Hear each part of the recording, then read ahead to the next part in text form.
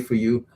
Today we got our first interview on the Drs Surgery, and I'll bring you some more about that at 9 o'clock on the hour. If you could send me the link, please, so that I can send out this link to all the necessary listening audience that I normally send my link out to every week. Yeah. I still don't hear no feedback on this now. I thought I was, yeah. So each week, that sounds right, isn't it? Yeah. So each week, we normally give quite a detailed summary of events over the past week in terms of what taking place in the media. If you're a first time listener, welcome to the Doctor's Surgery, Britain's first Black current affairs show. We discuss the matters we feel that's being discussed within the media that's pertinent to us as a community, and we keep it professional in that capacity, looking at all the key issues that's affected us over the past week. Now, what are the things that's been key as a issue over the past week? Well, we know first and foremost we've had the big issue in terms of the coronavirus. That's been, what's the word, forefront of everyone's news. So we just wanted to start with that one, because it's growing in impetus. So we just want to say to the family, stay safe, keep the hygiene level up. It's surprising how much the government in the UK, they have to be teaching hygiene and hygiene standards to the people. That's astounding, about good hygiene. The government shouldn't essentially have to be teaching and saying good hygiene is good hygiene. Once you have good hygiene, then if you catch the virus, there's other means that you can catch the virus even with good hygiene. But nonetheless, the way that they're emphasizing and have to be emphasizing good hygiene and teaching people how to wash their hands is astounding.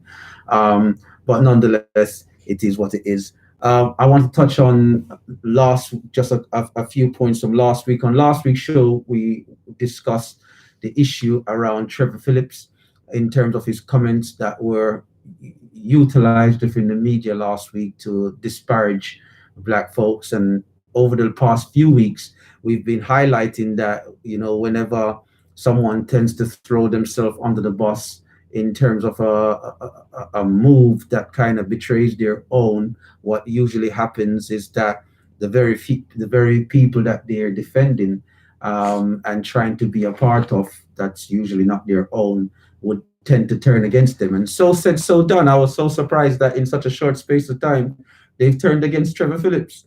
Again, he's back in the news.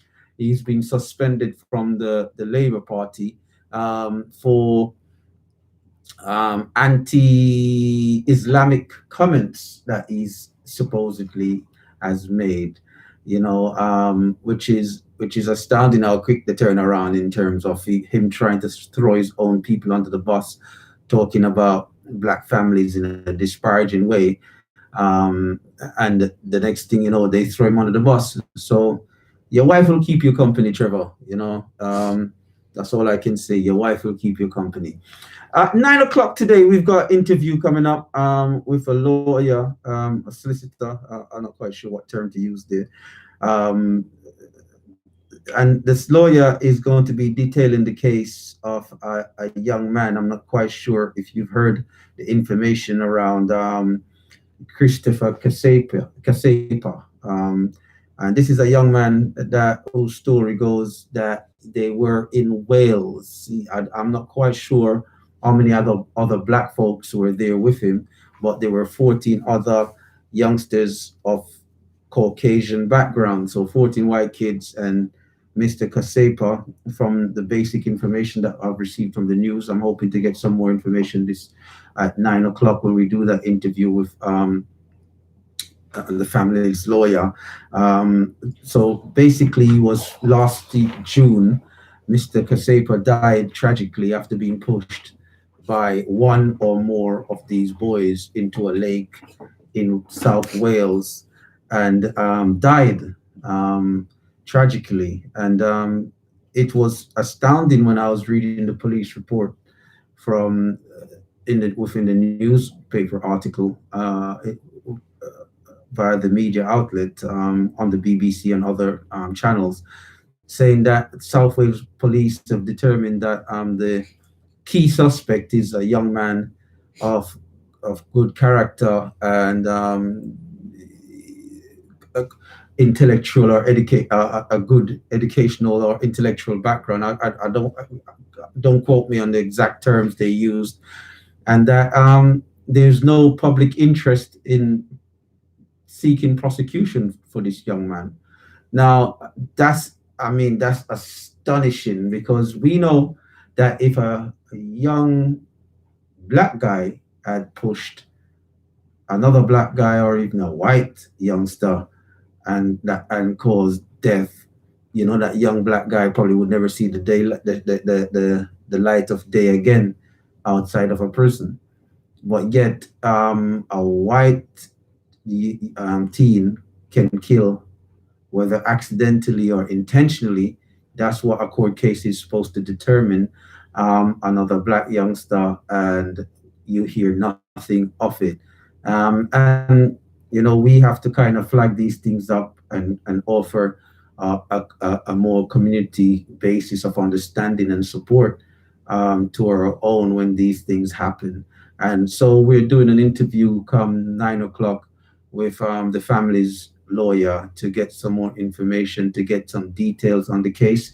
If you've got any questions that you want to take part in the show, or if you know anything more about this case and you just want to go live and send your support, please feel free to call in.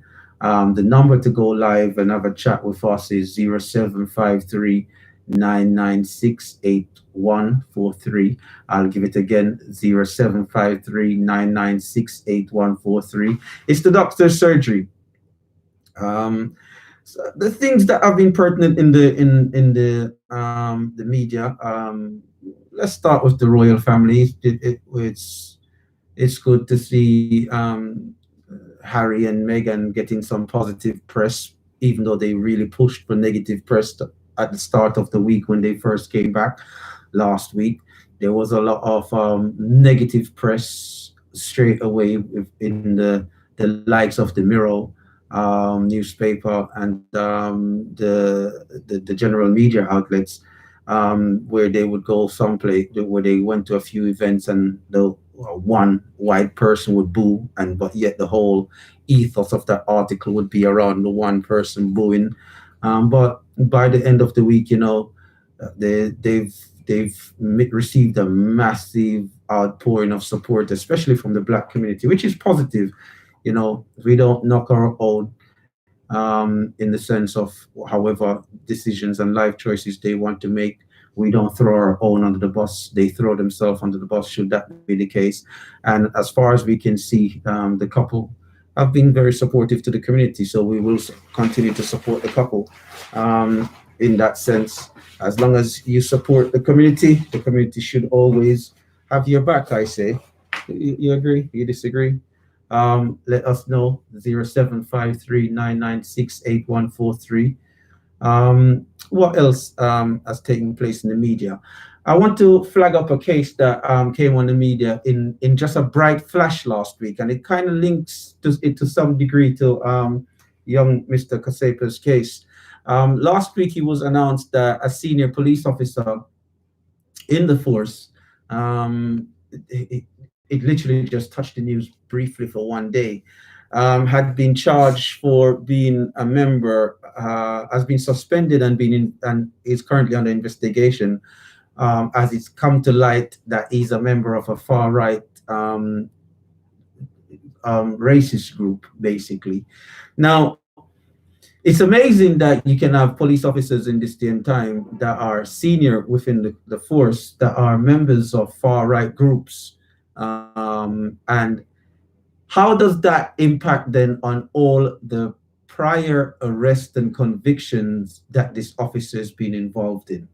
Now, think about that. You have a Met police officer.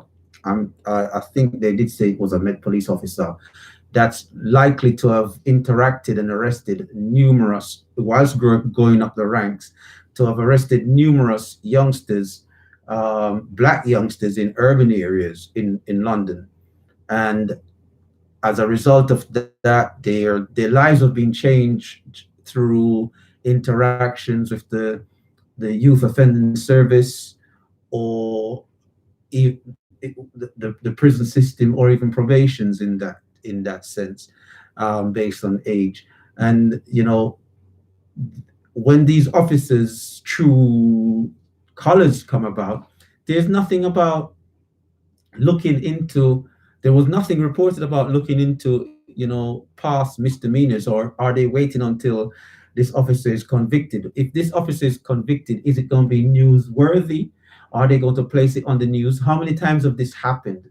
Where can we get this information in terms of officers being disciplined due to racial prejudices in their standing? And are there cases that they've overseen and help to prosecute via the Crown Prosecution Service, the CPS?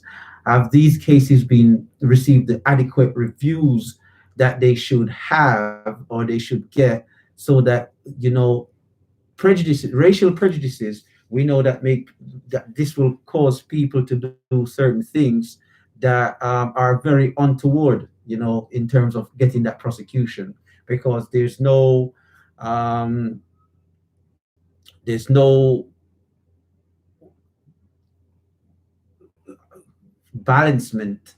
There's a straightaway racial bias, and not just a racial bias in one's action, but a bias that's based on strong prejudices. So we do not know if all these cases that this officer has overseen, if all these cases were dealt with in their purity, whether these convictions are sound, and should there be a review. And if there's a review and they are found to be, technically speaking, I think all the cases that this officer is overseeing where there's a racial undertone to it, where the person that's being prosecuted is being black, I think those cases, they need to be retried in some instances for serious offenses, um, with that view, that the officer's prejudices played a strong role, and in other cases that those convictions should be quashed.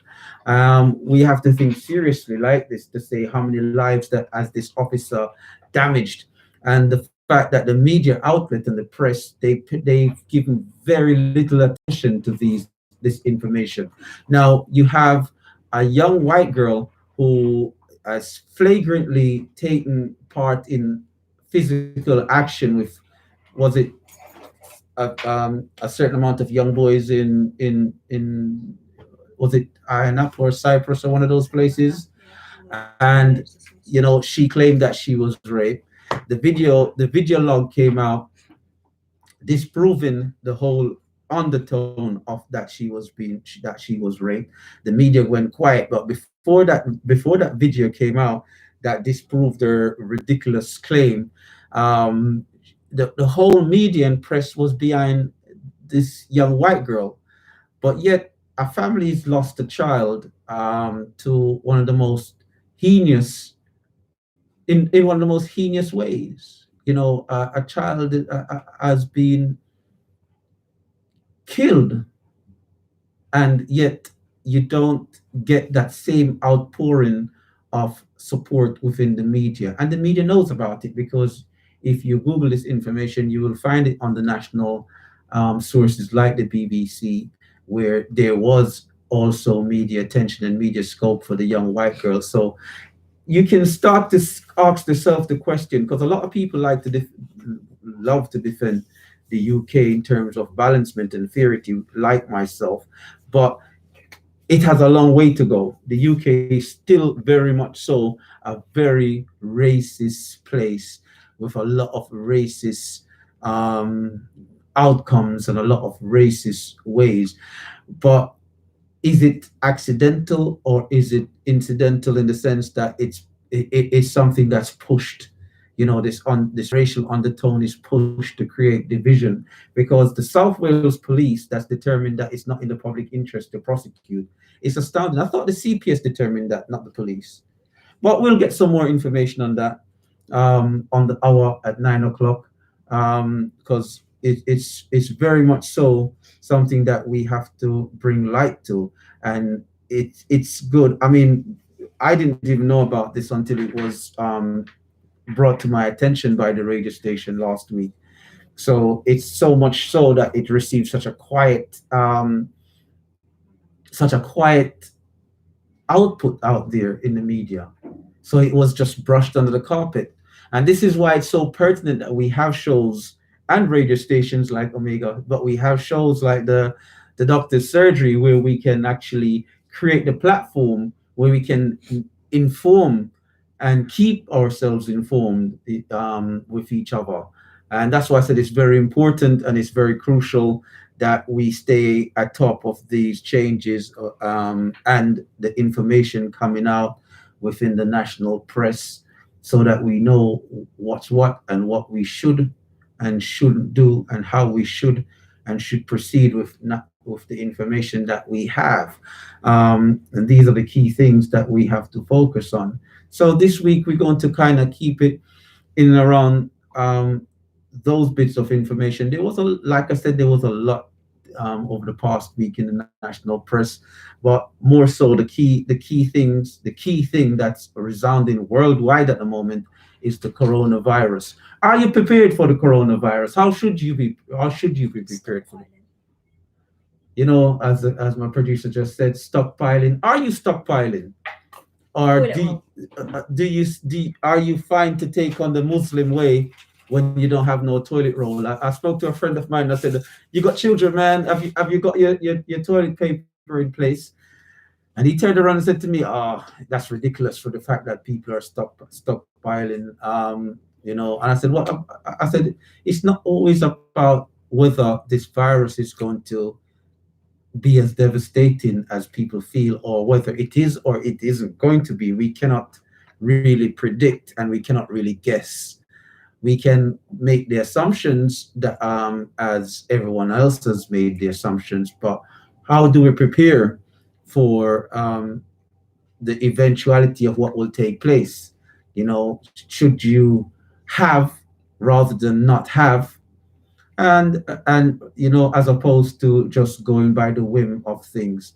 The UK, when the virus was first taking a foothold across the globe, I remember there was an interview done at the beginning of February, I think it was, and a professor from one of the on air, funnily enough, and he was saying that whilst and this was at the time when the Chinese action were being viewed extremely as being extreme draconian within the national press. That these measures were uncalled for. They were not necessary. And can you send me the Omega link as well, please? The tuning radio Omega. Just text it to me so I can forward both together. Yeah. So it was amazing. He was saying that people in the UK should, when this pandemic gets to the UK, as and when it does, people would wish they were in China, because the government's actions in the UK is lackluster, and we have to give thought to that, because the Chinese government, they were able, in the space of 7 days, 1,000-bed hospital. Now, HS2 is taking 20 years and it's not started yet properly, right? Yet we know that 1,000-bed hospital, that's a massive undertaking. And yet the Chinese government was able to do that.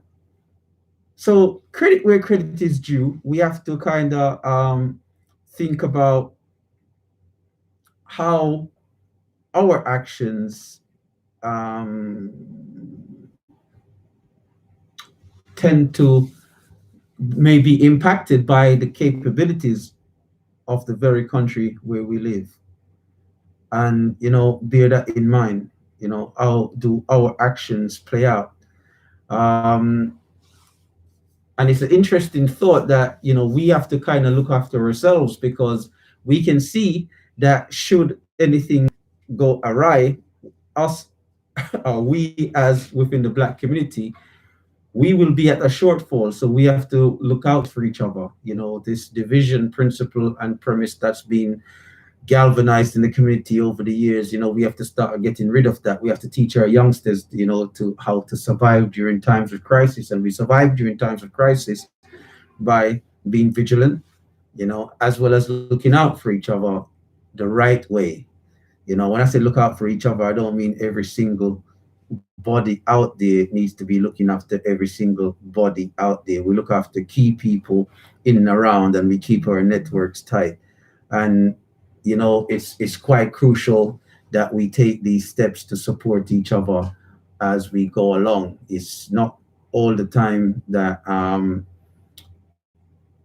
these things will take place within the public's eye. It's not all the time that it's always going to be a negative impetus. But during those bad times, if we're together, we will always be together within the good times as well, I hope. And it's a shame, because we know one of those bad times, if we go back to 2011, during those riots across the UK, there was a strong unity. And it's a shame to see how that unity is falling away, that we have so much gang violence again, because we always forget. There's a saying, lest we forget. I don't remember where it's from. I don't know if it's from the Jewish Holocaust principle, why they always reminding people, or some other place. I can't remember where that saying's from, but I know that in any instance where you start forgetting what's happened to you, then it opens the door for it to happen again. So lest we forget, this will happen all over again. So we have to start to, during the bad times when there's strong and good unity, we have to always remember things, remind ourselves of these things. We should never forget these things. Out of the bad, we choose the good. The racing car driver, what's his name, Lewis Hamilton, he's now in Australia, because we know the Formula One season is starting come this Friday. And one of the things that he placed up on his social media was his visit to a lot of the burnt areas. He went to a lot of the burnt areas during, what's it called, during the bushfire in Australia, and there's regrowth already. We already have that profound and strong regrowth within the bushfires within Australia. So during that negative, when the fire was ripping apart the land, no one expected that regrowth. And so during the bad times, when there's that strong unity, that regrowth should even be more powerful. So right now, we are going through a bad time here and in the United States. We know that the police is running a riot with Black folks in the United States. You don't have to be far from social media to switch it on and seeing the police brutalizing another Black person in the United States. It's not far from the mind's eye. But what I don't get is why these Black people in America move so loose. And I don't mean to say it in a disrespectful way. I mean to say it in just how it is. Why do they support these institutions like Walmart and these places? Is it just because of the cheapness of something? People need to move a bit better than that, man. The way they move in America it's good in some senses, because it's new unity in terms of the Black excellence that they're moving with in going forward. That's a great example. But in terms of that ground level of support, people need to move away from supporting a lot of these mega franchises that are continuously throwing negativity back on them, calling the police on them, and then they know exactly what's going to happen. But we live in a different world. We live in the UK, because I know that if someone calls the police on me, ooh, yeah, that day is going to be a party, because that person I never going to forget. And whenever we see them again, we going to dance. And I don't care. I'm going to say that live on air. You know what I'm saying? Because I know that I live good. I do my best to always treat people good. So if I ever been in a situation where someone's calling the police on me, they've done me wrong. And I will always encourage people to live good with others. It's not about going out there and being a bad man. It's about going out there and living positive and strong together, because it's that time and day. But again, let's review the processes. At 9 o'clock, we're doing that interview with the lawyer of for the Kasepa, young Christopher Kasepa's family. If you don't know who that is, I'll give you a reminder. Young Mr. Kasepa drowned last year in young Mr. Kasepa drowned last year in Wales, South Wales. He was there with the report that I've read. He was there with around 14 white youths, and he was pushed into the one of the lakes or river outlets over there in Wales, and he drowned.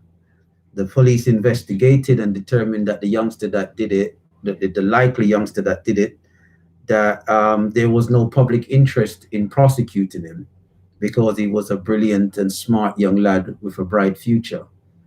Now, don't quote unquote for me, just Google and you will read the article for yourself. You make sense of it for yourself. I do not want to emotionally rile people up, but this I feel is disgusting. If it was my child, you get me. That's a different story. You all know that who know me know what I would do. I ain't looking for no criminal justice system to help me there. But I can't tell you to do something negative, so I'm not going to tell you to do something negative. I'm just saying I wouldn't be looking for no support from them because you're not getting no support from them. So what it is would have to be what it is.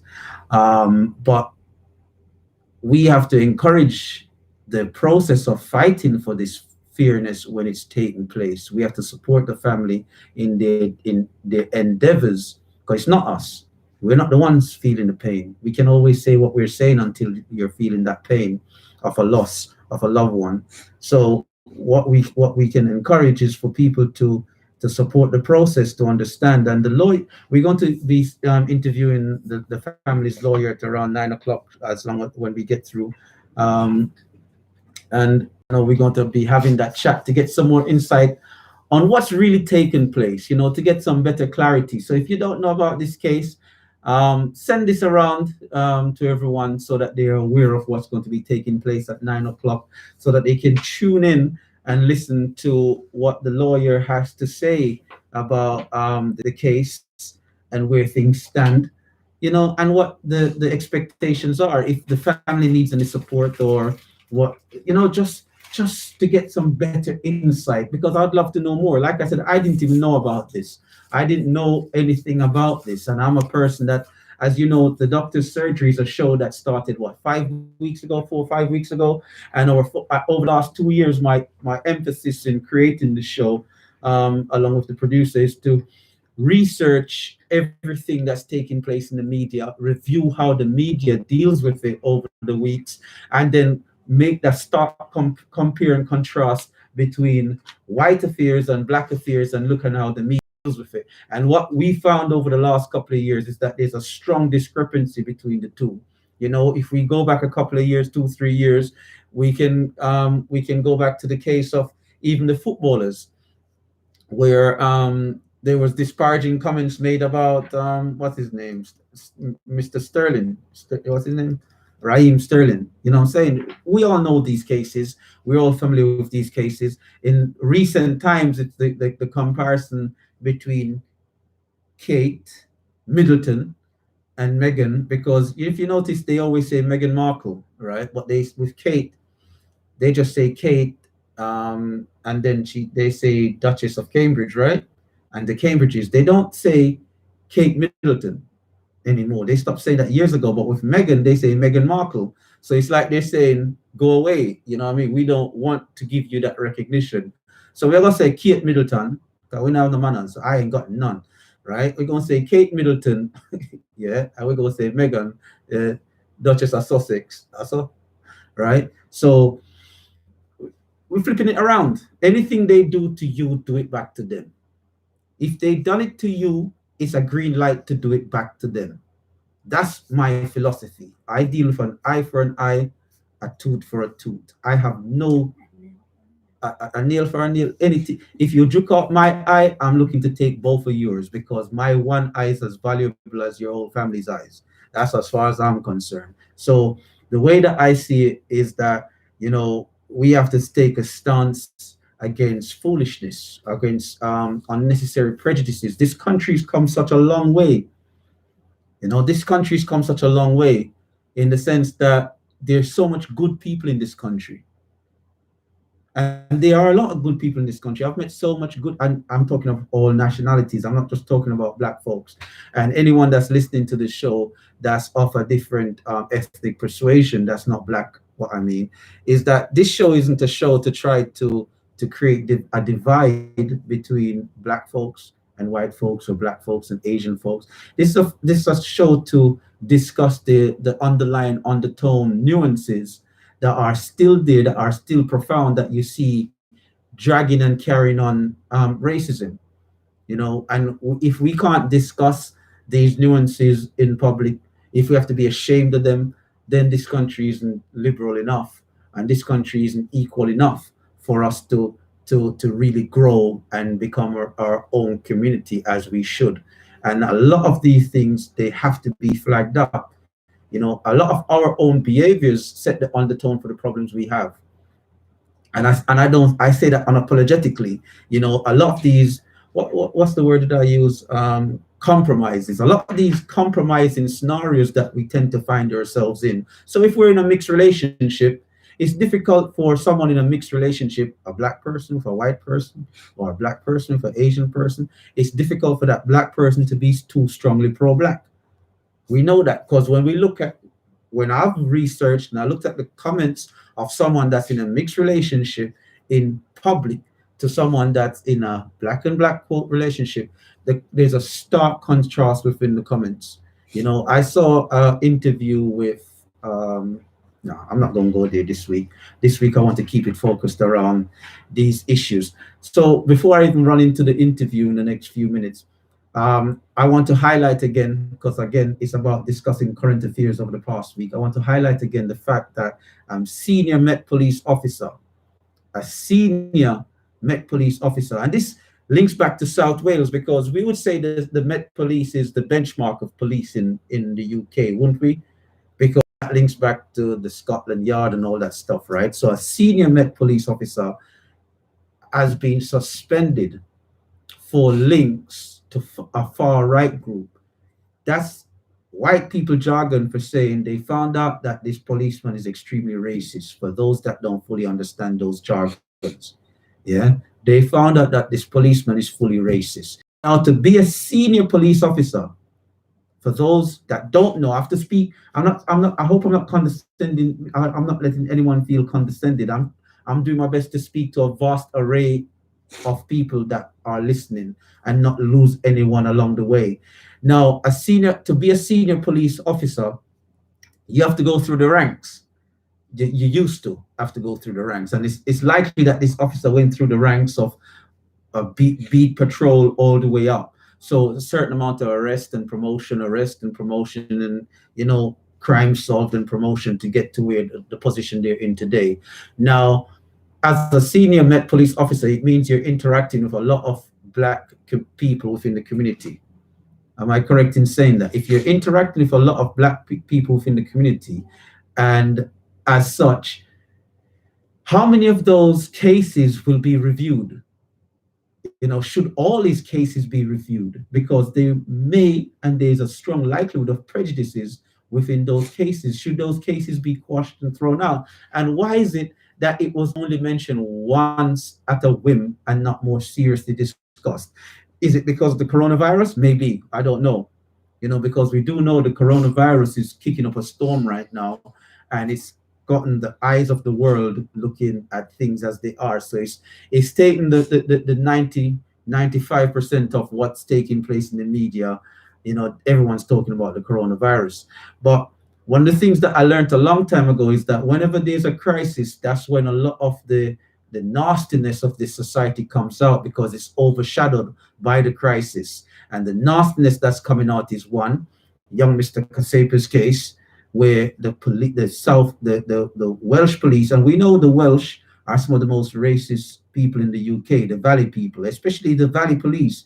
When you go to Notting Hill Carnival and those places, you pick up the accent. I know accents. The most racist police that I've met on the street, they always have a Welsh accent. So I say the Welsh are the most racist based on that grounds. That's why I say that. I'm not saying the Welsh people are racist. I'm saying those ones from the valley, my experience with them has always been atrocious. I don't know what your experience is. You can let me know what your experience has been like.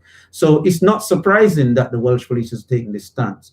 But the Metropolitan Police that should have a better standing, a better grasp of the interactions with the urban communities. It's surprising to hear that a senior officer has been suspended because he's linked to a far right group. You would think that after you become a senior police officer, you would start to break away perhaps from those negative things that could tarnish your career. Well, for the fact that those negative things were further embraced by this officer, it shows you how ingrained the racial prejudices in him or in he or she, because they didn't say the name or anything. You know what I mean? But let it have been a black officer or something. Did you know that a black Met officer was suspended because their sister sent them inappropriate image, and it suspended and sacked her for something that she didn't even read or look at. Yet, as you have a senior officer belonging to a far right group, and we don't even know their name. We coming up shortly, coming up soon. We have that interview with the Miss the lawyer for the Kasepa family. I promised you at 9 o'clock. We're going to ring through now to see if we can get that going. So bear with us. It's interesting about all the information that's taking place in the media. If you don't know, I don't know if young Mr. Kasepa lived in Christopher Kasepa lived in Wales. I don't know if he lived in Wales. I don't know a lot about the story, but it's quite shocking about how this information has come to light, and it's quite shocking that all these things are being swept under the carpet quite subtly. So we have to kind of start to tackle these things as if you're just tuning in, it's the Doctor's Surgery. What's this show about? The Doctor's Surgery is Britain's first Black current affairs show where we discuss all the things that have taken place in the national media and national press over the past week. I go by no name. If you're watching live via the YouTube channel, I'm just here having a chat. It's not about me, it's about the information. I seek no credit, I seek no fame from this information. Well, maybe some credit, I seek no fame.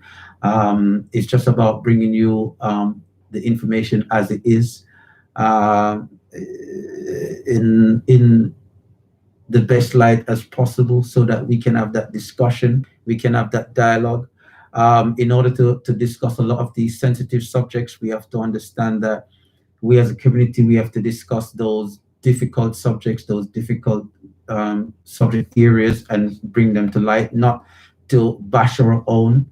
The ethos of the show is that we never really turn on our own, but should our own turn on us, they throw themselves under the bus. So should something go wrong, then it's on their shoulders it be.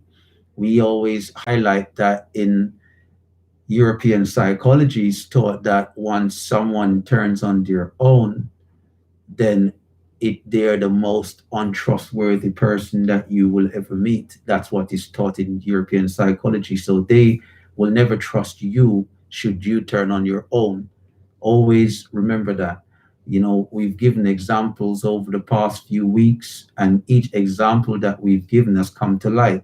We highlighted the Chancellor. They then kicked the Chancellor out. Um, Caller, you have to go straight live. My producer is on a phone call. Can you hear me? Oh, you can hear me, yeah? Yeah, I can hear you. What I'm going to say to you, I've been listening to your obviously on this show. I want to say the Jews, you said, least we ever forget. Yeah? The Jews, you want to find out who owned most of the ships that went across to Africa and brought them over to America, brought the slaves over to America. With the molasses and the alcohol they were sending, yeah, to bring back all these slaves and put them in these little cases in the ships that you've seen in the books already. Who were the owners of all these ships? Who were the controllers in the offices who were sending these ships out? It was the Jews. So, least we ever forget. So, what they're talking about Islam is about war. It's kind of ridiculous. Okay. So, what they did to Hitler, they didn't send that, the pornography they were dealing with, and the other controlling the finances of the country, why Hitler took some of those actions he did. Okay. So, in case we forget, we have to know what we are talking about, what we are fighting about. Okay, caller. You know what? I'm only cutting it short because I have to go to live with the Kasepa's family's lawyer now to do an interview. On now, yeah? Okay, no worries. All right, cheers. All right. Hi, good morning, Miss Brown. Hi, good morning, Miss Brown. Oh, hold on. What have I done wrong here? Let me see if I can get you. Hello. Hi. Hello. Hello. Can you hear me? Hi. Can you hear me? I'm struggling to see Okay. if this won't go live, will it? Yeah, I can hear you now. Can you okay, let me try another way. The cable seems to be failing me. How are you doing this morning, Miss Brown? How are you doing? Miss Very well, thank you. How are you? I'm doing my best, thanks. For those who don't know, on the line with is it Miss or Mrs.? Miss Brown. I'm on the line with Miss Hillary Brown. The can I call you the Kasepa family's lawyer, or am I wrong in saying that? You can certainly call me the Kapasa family's lawyer.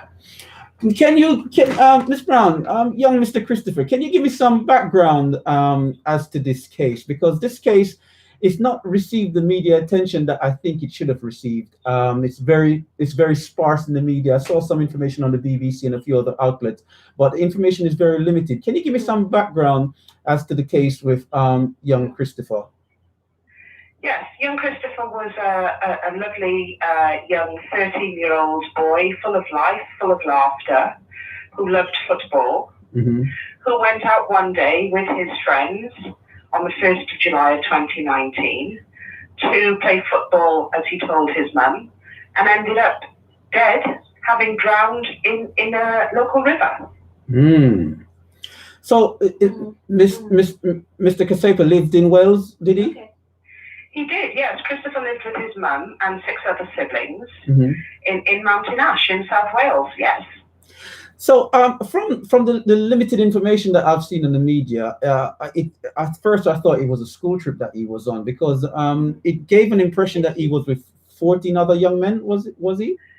He was with at least 14, possibly 16 other young people, boys and girls, of around his own age. He wasn't on a school trip. Some of the young people had called for him that early evening. And as I said, he told his mum he was going out to play football and ended up dead in a river. What is from the police investigation, what are the background details of what's taking place? Well, there's a lot of controversy around the police investigation from the very beginning, who within 24 hours concluded that this was no more than a tragic accident, having spoken at that time to 4 of the possibly 14 or 16 young people that were there. Pressure was brought by the family and my firm and the monitoring group. A complaint was submitted to the IOPC by the monitoring group, and we asked the police to look again at this with fresh eyes and fresh ears. And that resulted in a lengthy investigation the culmination of which we were able to find out at the end of February, was the case proved to be not a tragic accident, as was originally described by South Wales Police, but was a result of an intentional push by an individual with two hands, and that met the threshold for bringing about a charge of manslaughter. However, the Crown Prosecution Service decided that it was not in the public interest to bring a charge of manslaughter against this young man, therefore denying Christopher's family the right to seek justice. So it wasn't actually the South Wales Police that made that decision. It was the Crown Prosecution Service. Absolutely right. So, the police do not make decisions. Decisions are referred to the Crown Prosecution Service, and ultimately it's them that make the decisions as to whether to charge or not. Our criticism of the police was they were too hasty, we feel, in concluding that it was no more than a tragic accident. And we condemn the police for their failures to do things such as, seize all of the mobile phones from the young people that were there to see what kind of talk was, going around the various social media platforms. They failed to secure the scene.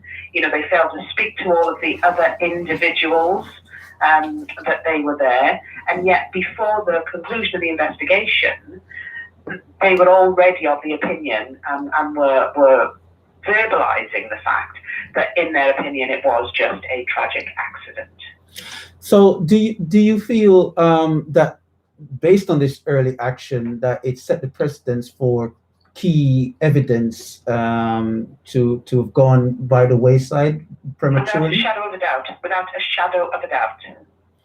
And did that contribute to the CPS's decision?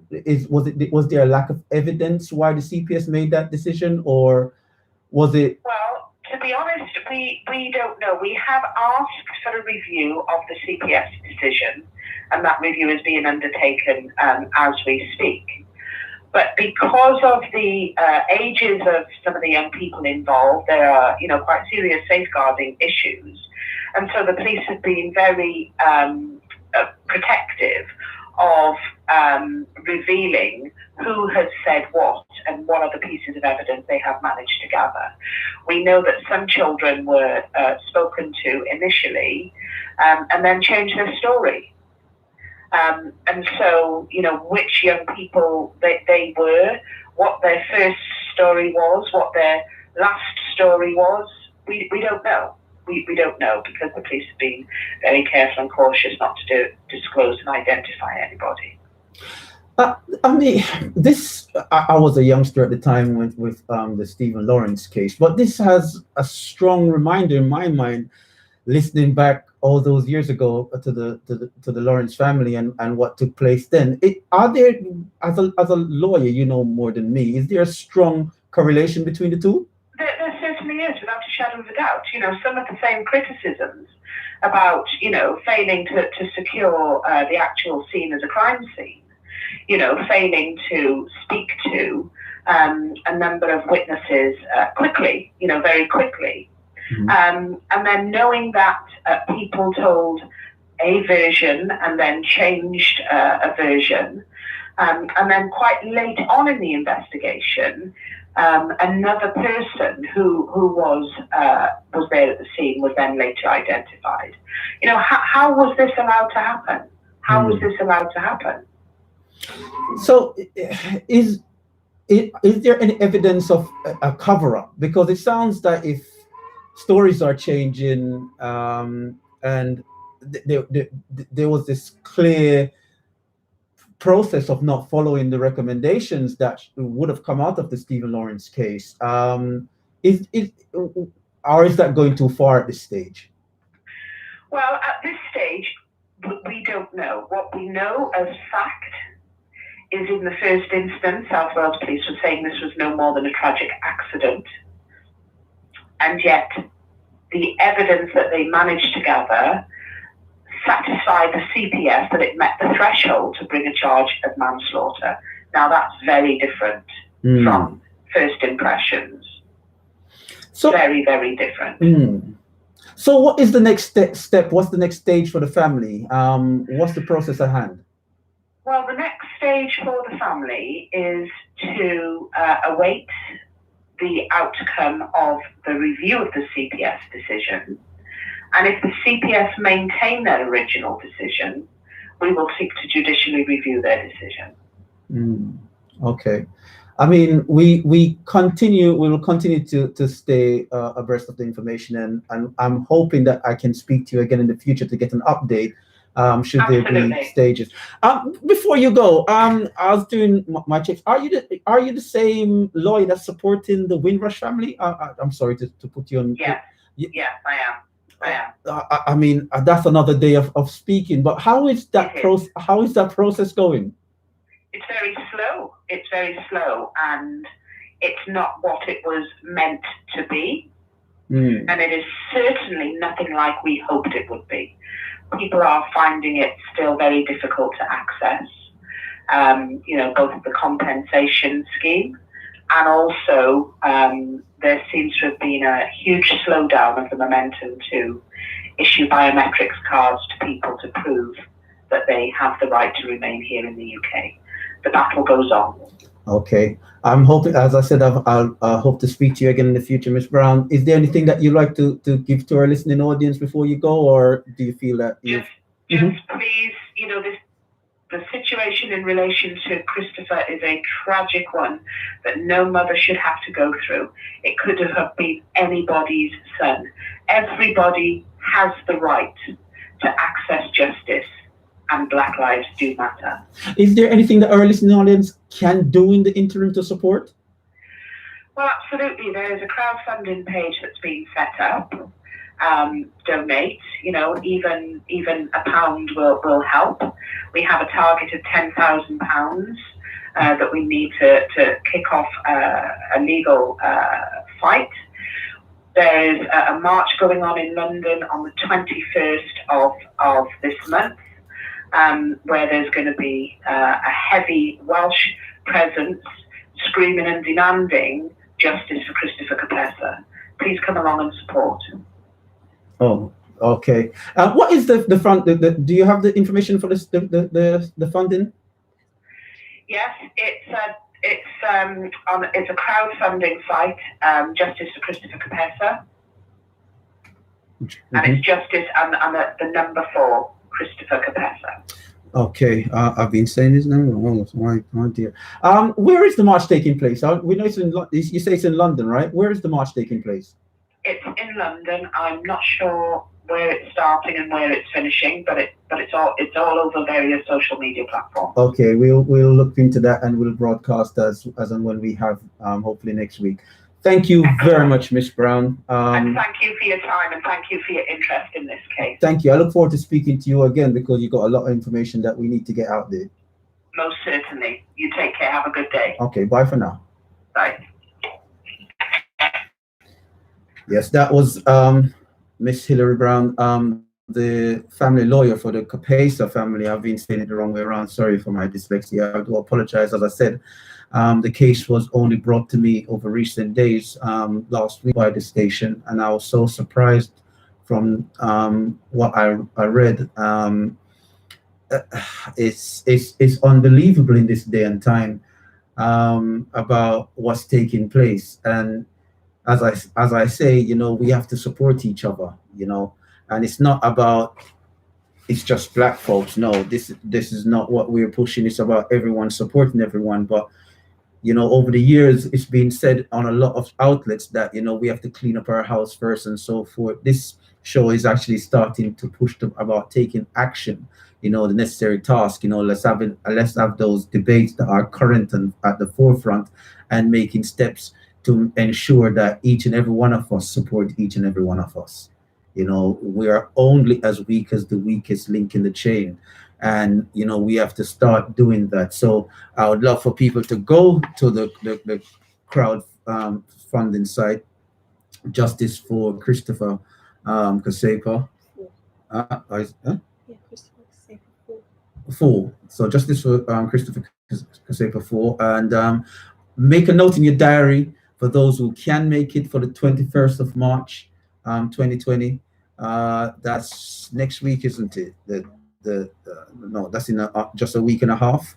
So we should have another show on air. So I'm hoping to be able to bring you some more information on that march for next Tuesday.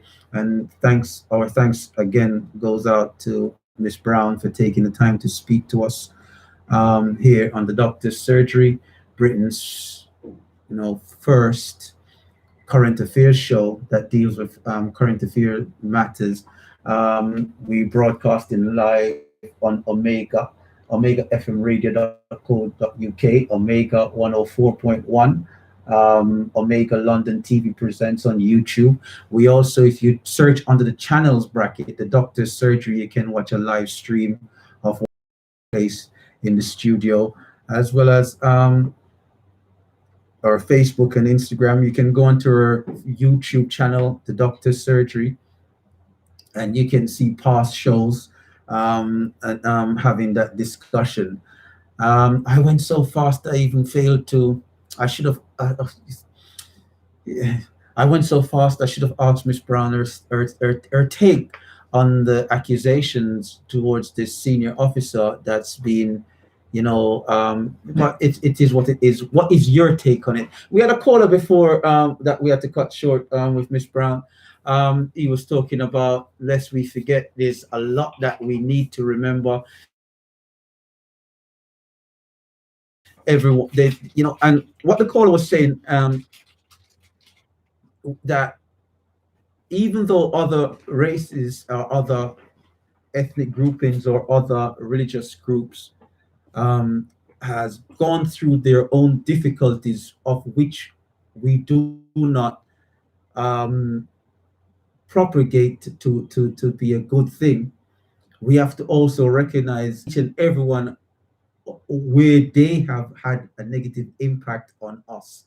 And he was talking about the funding of the slave ship and what was taking place in the past, where he was saying that a lot of the financial fundings came from the Catholic Church and as well as the Jewish community. But unfortunately, had to cut the interview because we had the live interview with Miss Brown to jump into.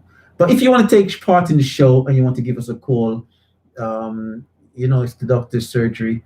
The live number to go live to talk to our producer, if you or to text in, is 0753996843. I'll give it again, 0753996843. One last time for the road, 0753996843.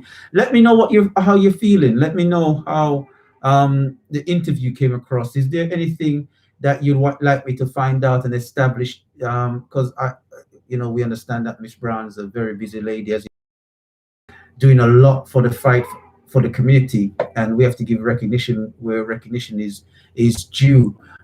So we couldn't take up too much of her time. But we thank her for the time that she gave us to get the information out there. We will definitely have her again on air because we want some updates in terms of both scenarios, not just for Christopher, but we want some update in terms of the Windrush information, because a lot of these things are brushed under the carpet by the national media and national press. But we are going to take up the mantle. We are going to start pushing it out there. We are going to start make sure that there's this information is getting out there. 478, thanks for the drop call. Give us a call back. Go live. Tell us how we're sounding. If you got any questions, if you got a point of view that it's interesting, how do you feel about this information? The Stephen Lawrence case, how long ago was that? My memory isn't as, yeah, you'll bring it up. Okay, good, because we want to give it exactly. So it's like 10, 20, nearly 30 years ago now, isn't it? Well, we'll get the exact dates, the date. And all the recommendations, all it, as Miss Brown was speaking, and when I was 1993. 1993, so 17 years ago, as I was hearing the information and it was tying into what I read, it sounded more 27. and more. 27 years. 20, oh, sorry, did I say 17? Yeah. 27, sorry, 27 years ago, nearly 30 years. Yeah. Um, I did say nearly 30 years, but yeah. But don't worry about the maths, you get me. As it was being tied in, it started to just remind me as a youngster in the early 90s, here and throughout the 90s, hearing all the information that it just sounded so like a repeat. It sounded like I've heard it before. And the Stephen Lawrence thing was just popping in my head. It just sounded like I've heard it before, and we always say enough is enough, and enough should be enough. One is too many. But again, we have to take the stance of actually learning to support our own whenever these things happen, because you never know when it's going to come around. And not everyone's going to be like me. Not everyone's going to go back and knock the other door, because I will knock the other door for my own. Trust me. So we have to, support those who can't go and knock the other door. Because, I was raised by my grandmother. My grandmother, if someone did something, she'd go and knock the other door, and whatever was done, let's knock it like that. And she was a woman, and she taught us how to be men. So as a man, trust me. But I cannot promote that. All I can say is we have to support the processes the family has initiated. And if you can financially support, we encourage you to financially support. I'm going to look into that crowdfunding later and give my support. If you can, we urge and ask you to give whatever support you can. These processes are expensive, and they're time consuming.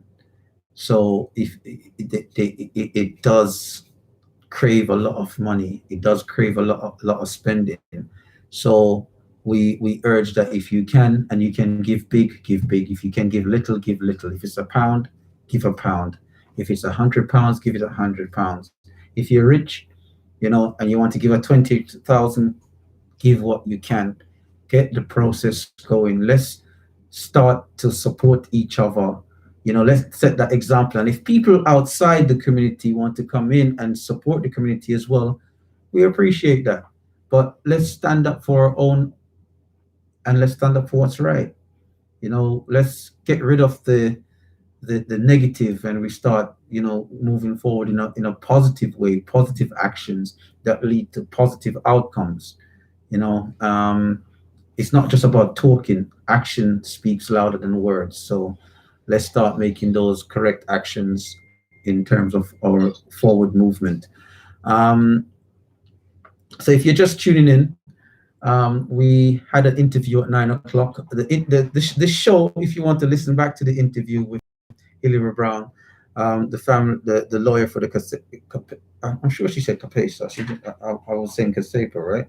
It's Capesa, right? The family lawyer for the Capesa family, and she was given some background to the case, giving some more clarity.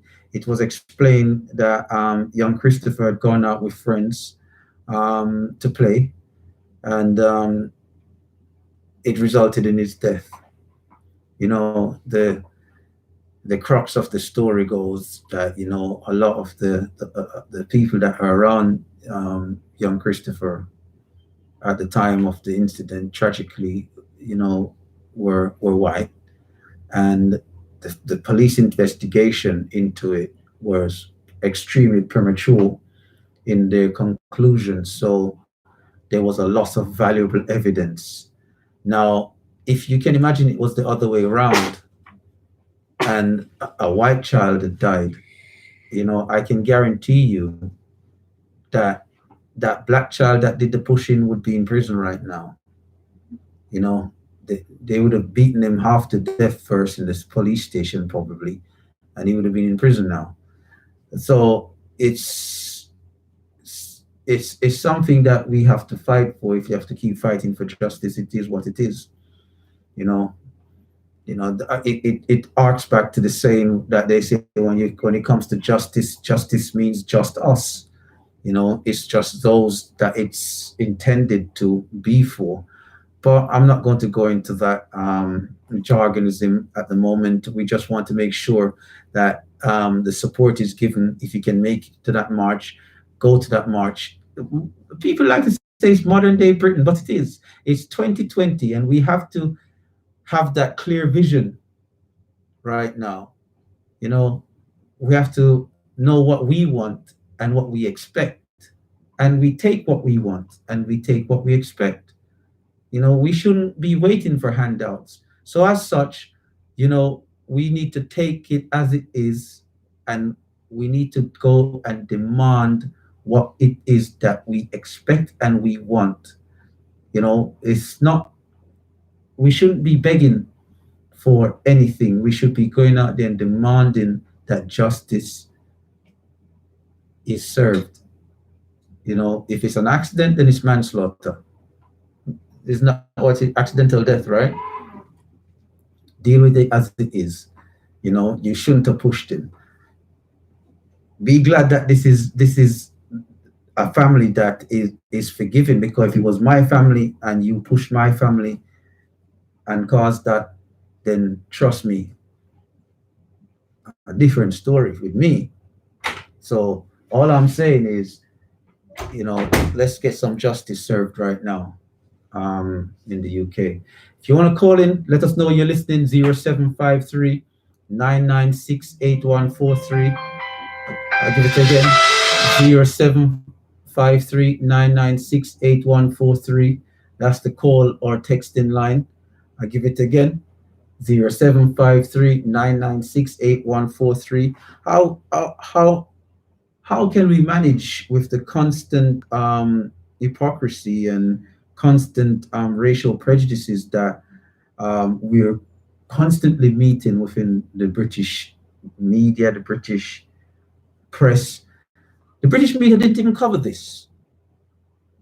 Think about it. So little articles. There is so little about this information. No one cares.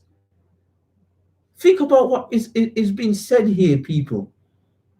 This is on the same scale, if you're listening, as the Stephen Lawrence inquiry, one of the biggest inquiries in the last 30 years within the UK. It's on the same scale, but it's the prejudices and the biases that's taking place in there shows clearly a disregard for the police to follow certain simple procedures. So should the police be tried in this? Should certain officers be persecuted, or not persecuted, wrong word, prosecuted? Yeah, I keep thinking that it's me in it. I have to laugh because I'm heated with it. It's not a laugh of humor, it's a laugh of anger. It's amazing how wrong this is in so many ways. And unless we create that united voice, it will keep happening. These things happen every so often, and we need to make sure that they no longer happen. Wherever something happens, be it accidental or intentional, the correct processes are followed. And it's as simple as that. That's all one can ask. If the correct processes are followed from start to finish, then we can understand and we can accept a fair outcome. Where the problem where it becomes a problem is when the proper processes aren't followed simply because someone along the way feels that it's not necessary to follow those processes because they're judging someone because of the color of their skin. And when we look at the police, we have to recognize that a lot of their actions are dealt with based on these inappropriate actions. A lot of their outcomes are based on their prejudicial thinking. It's a black person, it doesn't matter.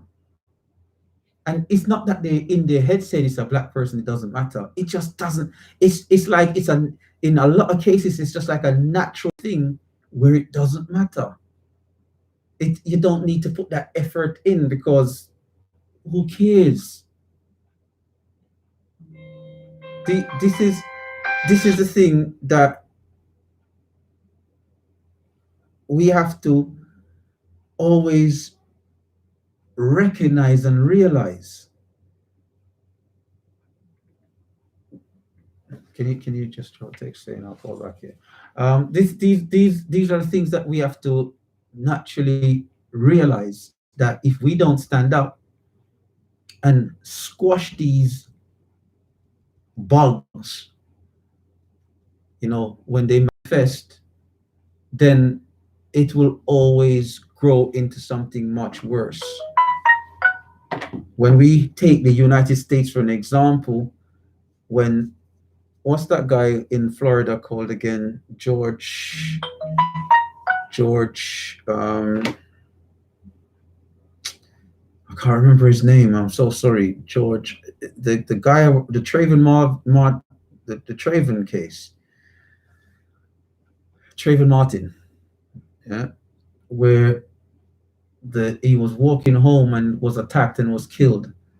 That trigger there was like, if we go back, that was like a trigger for a whole series of deaths on top of deaths in America. Now, I always think the response was wrong in terms of the Trayvon case. It should have. There's no way George should have been. Anyway, I'm gonna say that out loud. You know what I mean? There's no way. The response was completely wrong. But the moment that was allowed to stand, it became open season to disrespect the rights of black folks again in America. Now, I don't know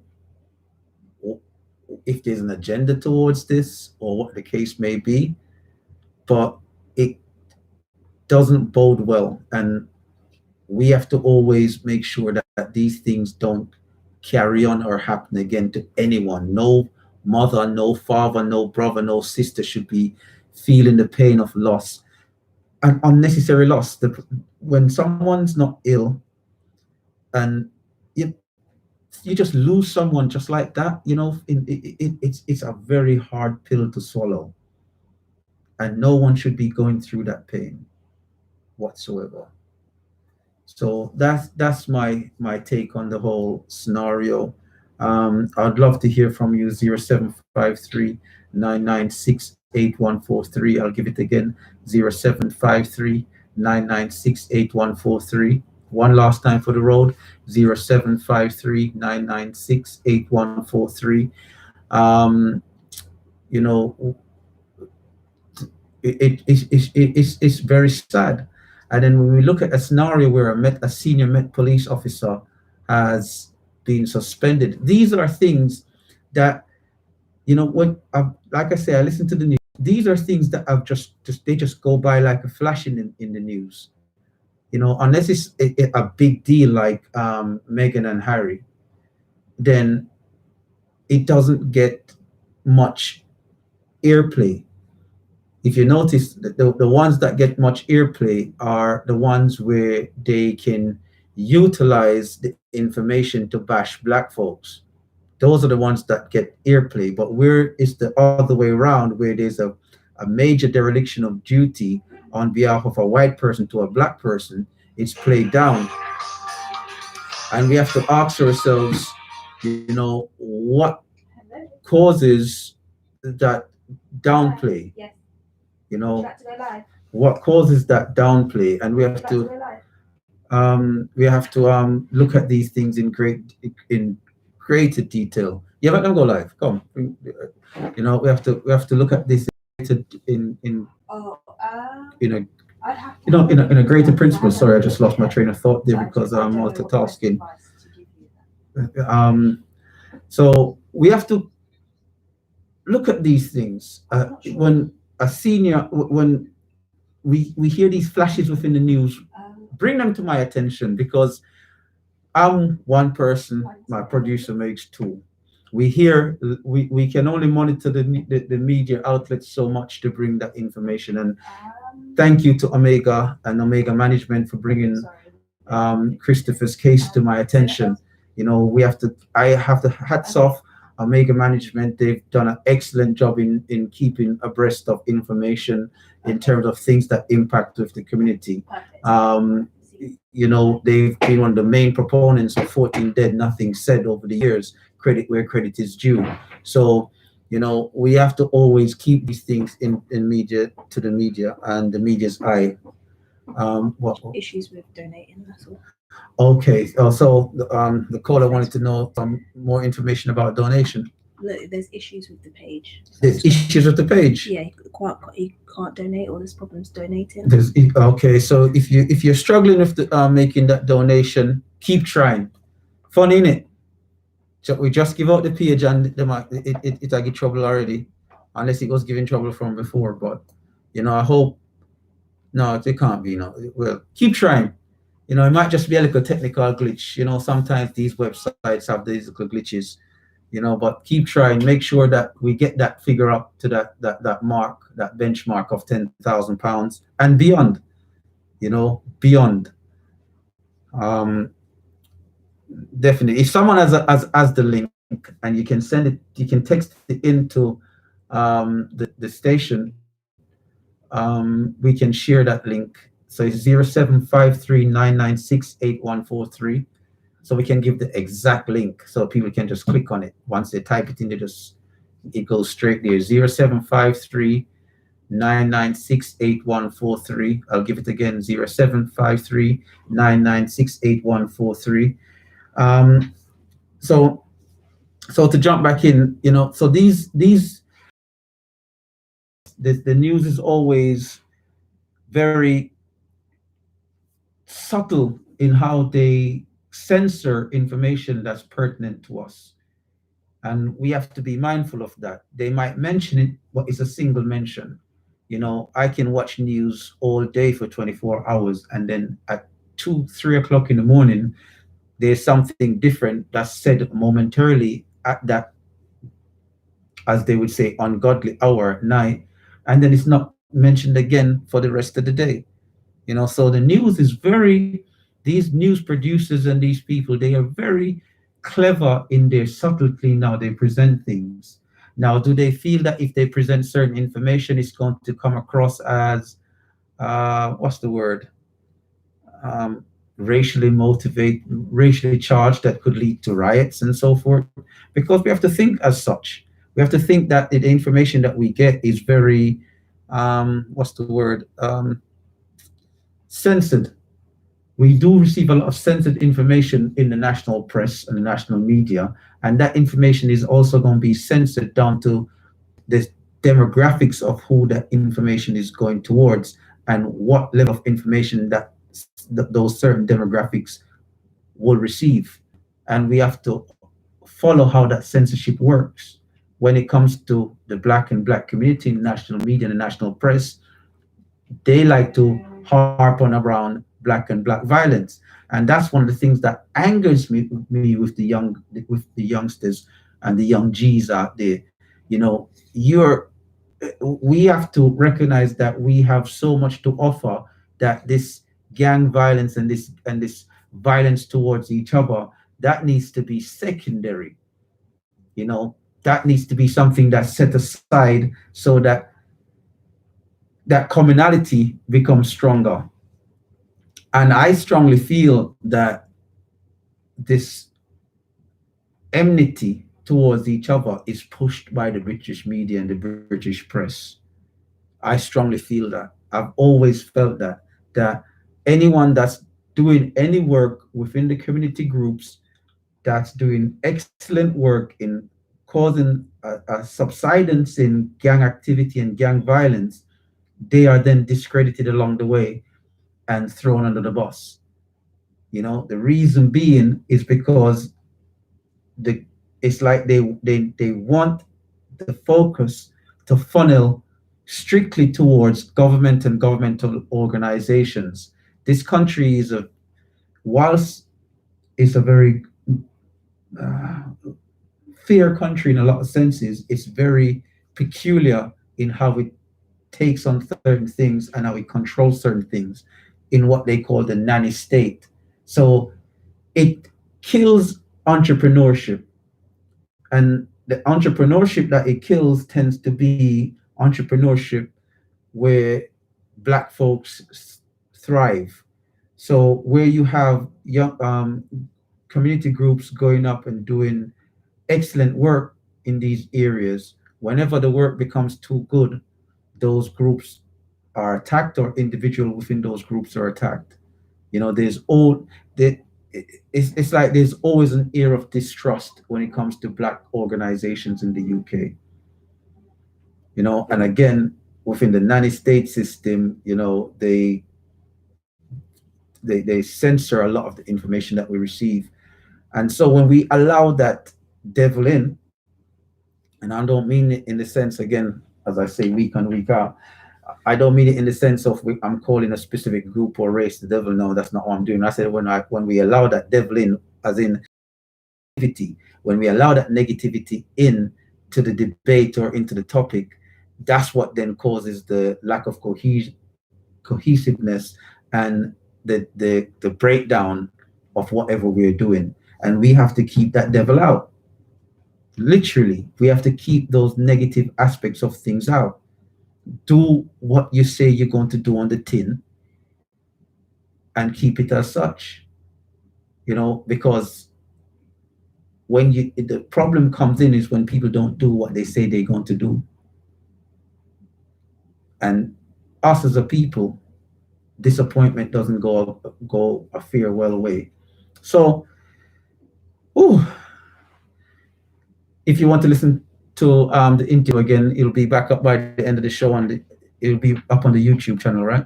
Is it automatically up there, or it's going to be automatically recorded on the YouTube? So you can get that interview. You can listen to that interview again. What we're going to do, we're going to edit down that interview as well, so that people can share, send that around.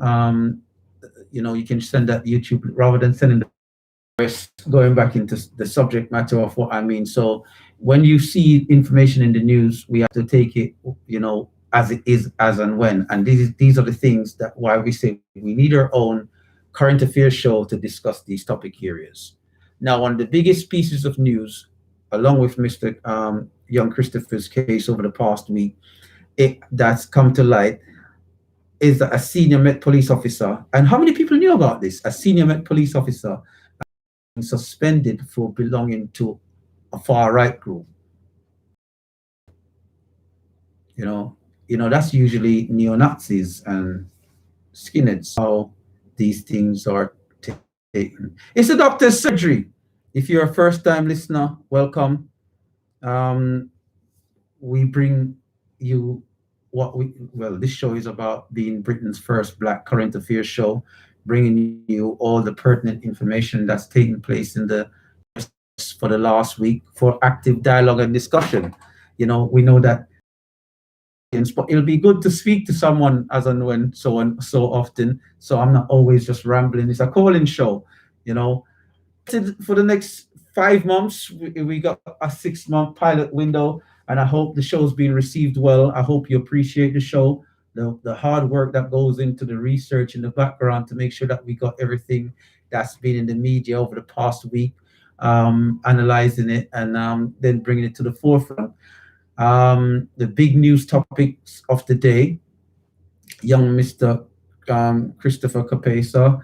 We done the interview with his lawyer at 9 o'clock. Gone. Uh, also,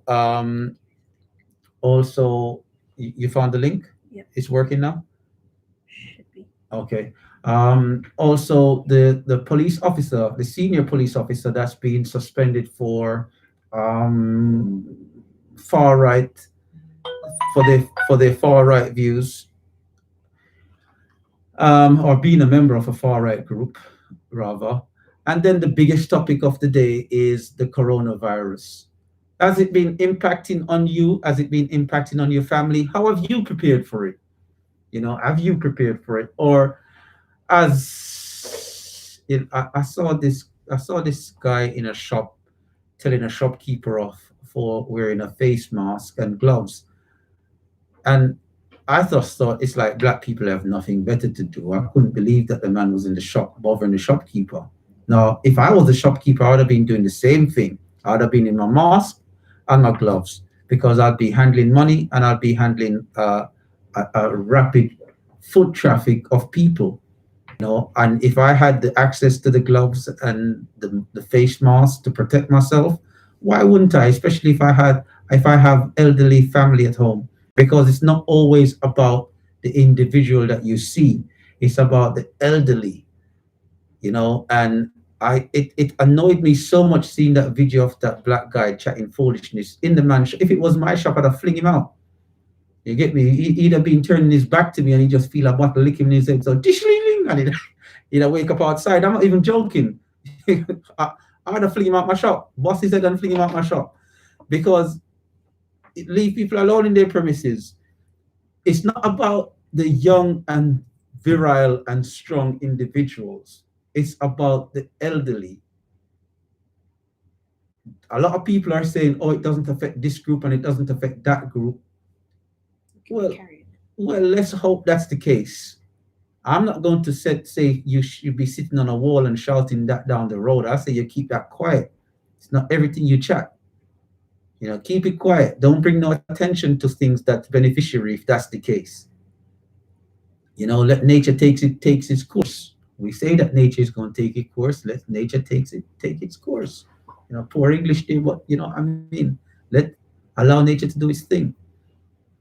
No, but we have to also be. We should have been prepared. If we weren't, are you not prepared? Are you feeling that you ain't got no toilet paper now and you need some toilet paper? I don't understand that. What the toilet paper? Yeah, I don't get that. What do you mean you don't understand it? I don't understand what you mean. I don't understand why you're stockpiling toilet paper. Why people stockpiling toilet? I don't know. Why are people stockpiling toilet paper? People are stockpiling toilet paper because it's essential. You stockpile essential things. You're in the comfort of your own home, so it makes sense. You need to speak in the mic. So go on, say again. All I was saying is that you're in the comfort of your own Oh, home. wait. That mic ain't working. Hold on. Go on, say again now. Yeah, it's working. All I was saying was that you're in the comfort of your own home. So stockpiling tissue doesn't make sense because you're in the comfort of your own home. So say, for instance, you run out, I'm pretty sure you can use other methods or other means in your own home to... It's a newspaper? Well, you could get a rag or a cloth. Like, it don't make sense. They say you're Muslim. I'm not saying to a Muslim, I'm just saying that the tissue don't make sense. It doesn't make sense. Yeah. And to cause fights and kerfuffles like that, it don't make sense. You see, a lot of times what I've said to people is that going to stockpile now is a bit redundant because you're at it's already gone bad. When I heard about this virus 2 months ago, I told people to stockpile 2 months ago, because I said it's going to become a time where people are going to just panic over something that could be real or may not be real. So whenever you get the heads up like this, you have 2 months ahead. These are the things you need to do, A, B, C, D. Now, I never came. We started this radio show. I wouldn't have come on this radio show and start telling people to stockpile. because I wanted to make sure I could get my stuff. I'm going to be real, So, but people, you never know what's going to happen. So you're not doing it because I don't think people are doing it because there's a worry that this thing might be bad. They're just doing it just in case that this thing gets bad, because it's better to have and not need than to need and not have. No, but what I don't understand is that these people who are stockpiling, like the tissue video that I saw, it's like they're only taking care of themselves and not necessarily other people. So when that one girl was asking for just one out of the dozens that she had on her trolley, it's the case where just give her one. She's just asking for one. So you're making it harder for other people when tissue is not a necessity. So why she never go buy hers from a long time? But it's not a necessity. She's probably thinking, you know what, the virus isn't that bad. I'm just going to go do my little shopping. Tough cookies. No. It's tough cookies. But this is how people are. But the reason I'm saying it like that is this is how people are. People are out for number one during the time of crisis. And that's what I'm saying. During this time of crisis, we look out for each other. You know what I'm saying? Because you build strength in character, you build strength in depth. You get what I'm saying? It's always during a crisis, or it's, as the saying goes, it's when your back is against the wall that you know yourself. So I'm not saying that people should go out and stockpile now, because it's a bit redundant now in that sense. But you need to kind of have that little backup. Can you just say my radio, please? Yes, that's when you have that little. That's when you have that little backup. So it's quite it's quite crucial that we don't be reactionaries. We should always, these are things that we should have in abundance, the essentials. But again, I go back, the virus per se isn't essentially something that people should be viewing and panicking about. But if you have an elderly mother, an elderly auntie, or elderly family member that lives, or grandmother, someone with health issues that lives in the house, or a family member that's in close proximity in terms of contact, you have to take the necessary precautions for your own benefit. So when this guy was in the shop picking on the shopkeeper, he doesn't know if the shopkeeper's mother is in good nick, or his wife, or whatever the case may be. Do you see what I'm saying? So anything could be the case. So you can't look at someone else's steps to look after themselves as a judgmental thought to say, why are they doing that? You take your own necessary steps as to what you feel fit, based on the statistics of how you want to go by with things. But again, this virus is seemingly having a significant impact right across the board nonetheless. And what's the next phase? If London goes into lockdown, are people prepared? Because they locked down the north of Italy initially, right? And I say, when China was doing it, they said China's measures were draconian. Now a European nation has followed. China's measures aren't so draconian anymore. It's seen as perhaps China was ahead of the mark, because they're making it look like now it's a positive thing that others have to follow. You with me? So the question then goes, what if then Britain enters that serious phase where we know that in Italy, it's right across the whole of Italy now. The whole of Italy is shut down, not just the north of Italy anymore. If people ain't watching the news, it's right across the whole of Italy. North, south, east, and west of Italy is now under, at least until April, shutdown. People are told not to go to work, not to go to school, and all these things. Now in the UK, they still got schools open, which I think is a folly, because they're looking at it to say the economy comes first. And how may that impact on people? Again, it might not be as drastic. Um, it's not for me to say. I haven't got the figures in front of me. I don't buy the government figures. They got the true figures in front of them, so they can make the necessary assumptions on things. If they get it wrong, it's on their head, be it. You see what I mean? So I'm not going to say anything that contradicts what the government information is because I haven't got that expert opinion. It would be good to interview an expert to know that knows that little bit more than I do to get some insight.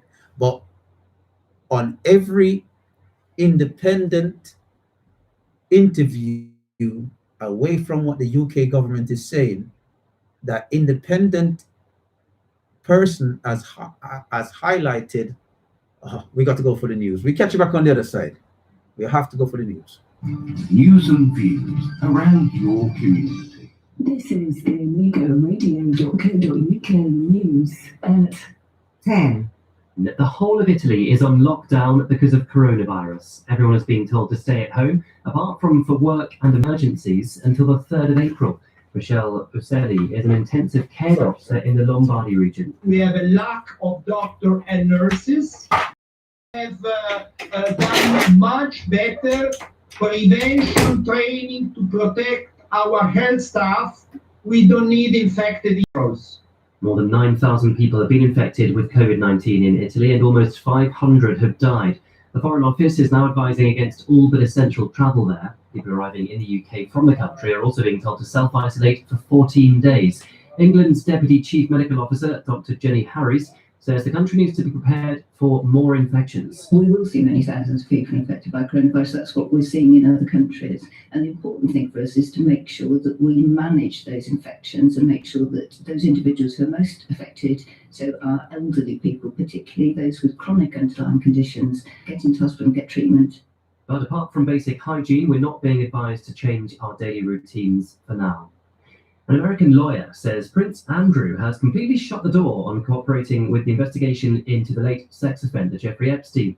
Buckingham Palace says the issue is being dealt with by Duke of York's legal team. He denies knowing anything about his friend's crimes. Almost half of university students in the UK are now said to be seeking professional help for mental health problems. The study also suggests the majority hide their symptoms due to stigma. Parts of Wales have been hit by more heavy rain. Further downpours are also forecast with a Met Office amber warning in place in some areas. It's just a month since Storm Dennis devastated the area. And in sport, Leicester City's Jamie Vardy ended a dry run by scoring twice in their victory over Aston Villa. They won 4-0 last night. And that's the latest. I'm Simon English. Amiga, you're the Thinking People station. Shaka Zolo! OMEGA, meaning Organized Mothers Eradicate Gun Atrocities. Shaka Zolo! Amiga! SWAP stands with our children and BLBC. We're asking for volunteers from the Northwest 10 postcode to provide 2 hours per day, twice a week, from 3 p.m. to 5 p.m. to escort our children on their route from the school gates to their bus stop to ensure a safe passage. For further information, please call 074963 31547. Thank you. If we care, they care. Crystal Cooking, a Caribbean experience you'll never forget. He's warm, courteous, and provides a service at high standards. Crystal Cooking Caribbean Catering provides for weddings, Christmas, funerals, hen nights, and stag do's. We also do small parties. We provide a home romantic meal for two with a restaurant feeling in your own home. Contact Crystal Cooking on 07415 432 486. That's 07415 432 486. Let's make it a day and don't be late.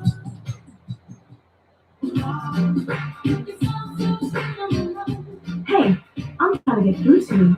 You know how annoying it is to phone your telephone love, friends, or business associates, and your mobile is giving problems? You know how long it takes major network companies to repair your mobile? Well, don't worry, there's a way to get through.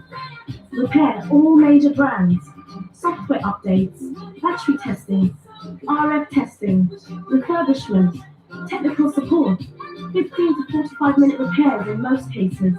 Nokia Samsung Care Repair, located at 8 Glengall Road, Hilburn, London, NW6 7EP, 1 block away from McDonald's.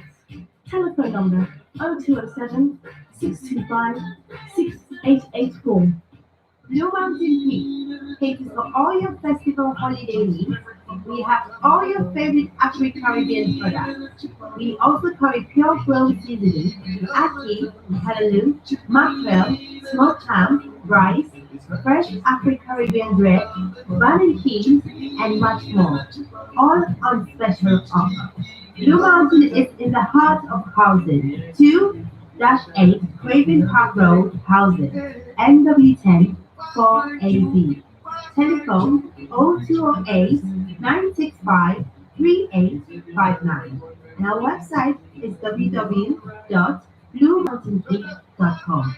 Blue Mountain Peak. Master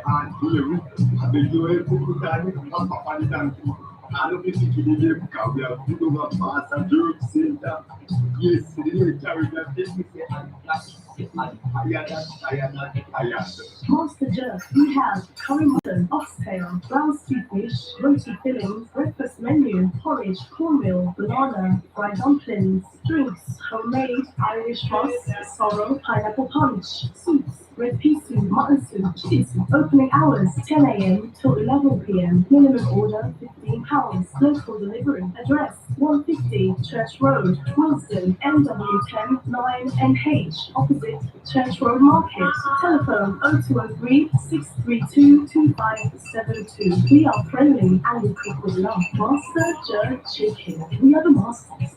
20 years ago, I helped create a gang called the Crips. Today, I'm speaking to you from death row. I never imagined that the Crip gang would spread throughout California, throughout the nation, throughout the world. And I deeply regret the legacy that it left, because it left a legacy of genocide, black on black genocide. And I apologize for my part in it. But I am deeply encouraged to see you here today. That lets me know that I'm not alone in deeply regretting this legacy and seeing it for what it is. And no one can have a better influence on gang violence or gang culture than gang members themselves, and therefore best positioned to reverse this course of violence. But we must do work. We must get out there and we must forge peace. We must stop exterminating one another. We must stop all of this madness, because at the end of the day, we have only ourselves to blame. We must have a do or die attitude, as we were as street warriors, to rebuild our culture and to create a new lasting legacy, a legacy of peace. You said you want the information you need. Yes, London, we're back.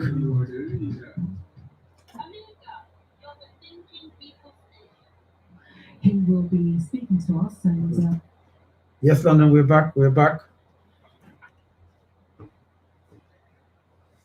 It's the Drs Surgery, Britain's first Black current affairs show, bringing you the facts. And no, let me rephrase that. You see, I'm getting confused with a previous show. Bringing you the current affairs information that's been relevant in the media's eye for the last week within the UK. So we aim at discussing things that have been that's popped up in the media that's been pertinent. And what we find ourselves doing, we've been discussing things that the media's just brushed over, so that we've given it more of impetus, so that we know that these things are taking places. Over the past few weeks, we've been focusing on nuances within the community. And I say nuances, I mean, we've been focusing on presenting information that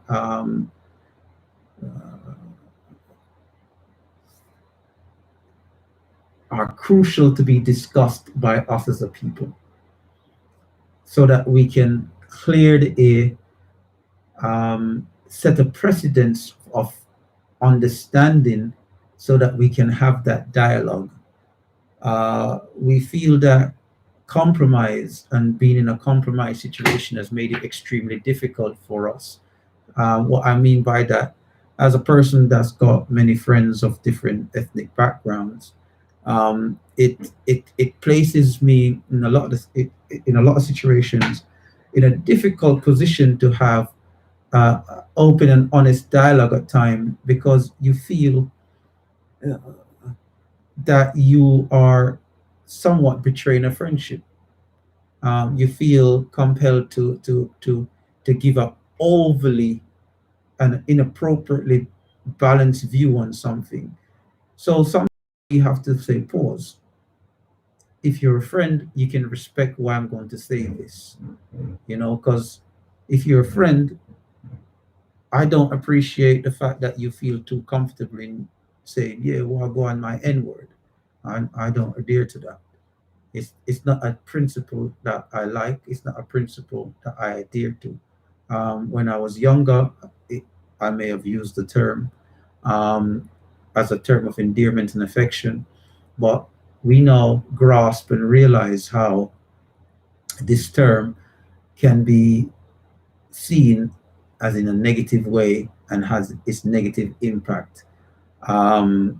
So we set aside the self propagation of racism, because whatever we do, we make cool, and I will always be reiterating these points week in, week out.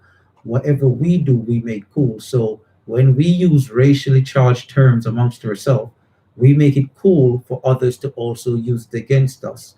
And then what happens is that through deterioration and other nuances within the public, those popularized new terms become racially emotive and racially charged when it's used against us in hate.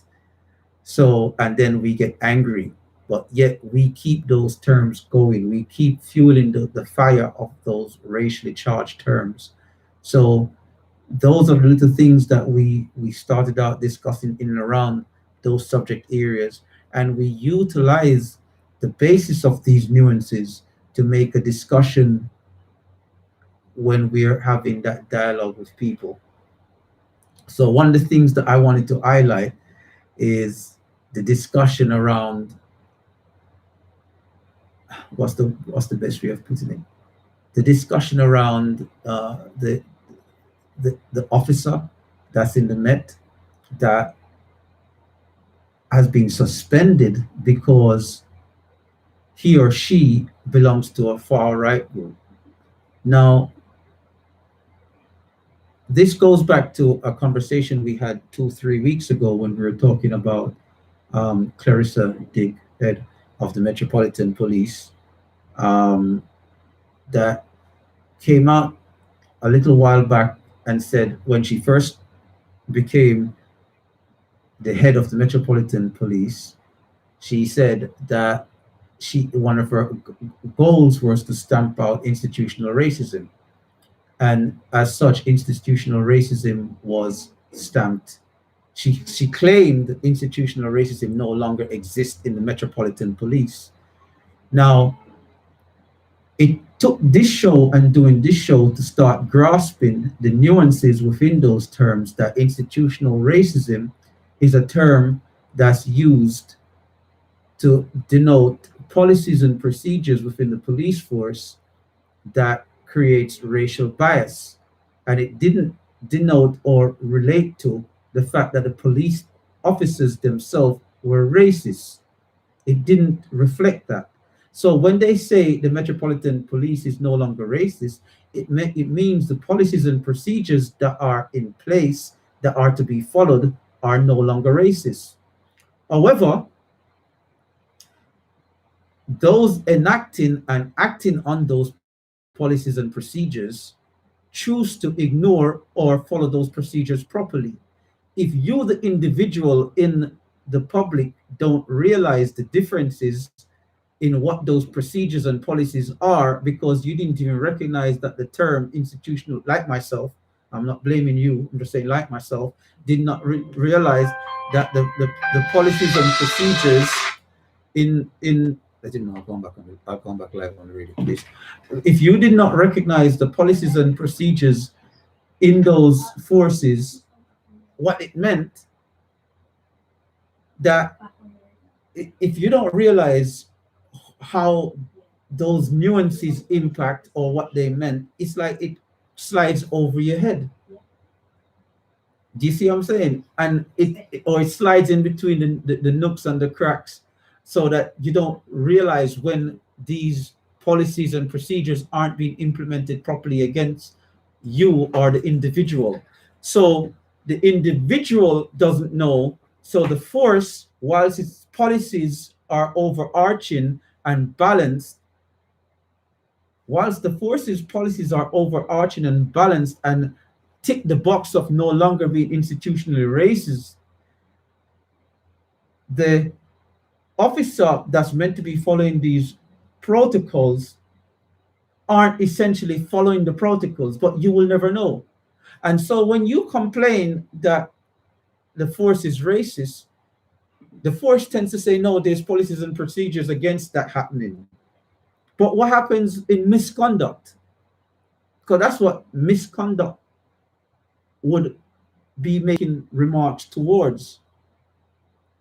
And the South Wales Police's actions in terms of Christopher Capace's case is clearly and blatantly expressive of that institutional racism still exists in that force, as well as serious police misconduct. And that same police misconduct that you see right across the board, and instrumental, where in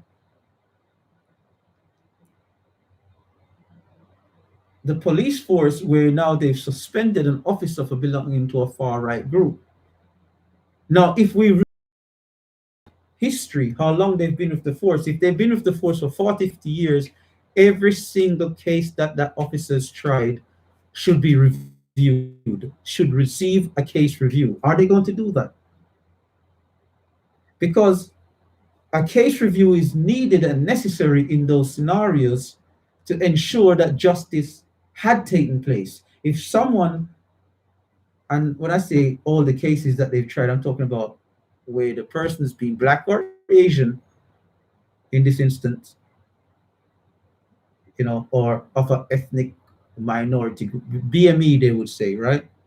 So all BME convictions that's been investigated by this officer needs to be looked at, because there's grounds that his prejudices might have made him not follow during the times of institutional racism if he was an officer then, and after the time of institutional racism is meant to be gone within the Met. So someone needs to speak to Clarissa Dick, head of the Metropolitan Police, to say, what about these? What about the cases that this guy's tried? He's just been suspended. So what? Who cares? Who cares? You know what I mean? Suspension. If it's found that this guy, as a result of his actions, as put, let's say, when I said guy, this person, because we don't know if it's a woman, right? All right, cool. My producers corrected me. If it's clear that this person has not followed through on procedures and they've caused the conviction of many BMEs, should they also then be given time in prison if they found guilty? Because it's the perversion, not just the corruption, the perversion of justice. If the cases are reviewed and the convictions are sound, then granted, it is what it is. Don't commit crime. But the fact is that we are now dispelling the constant misinterpretation, the constant misunderstanding that's taking place when we talk about institutional racism or racism on a whole, we start to realize that racism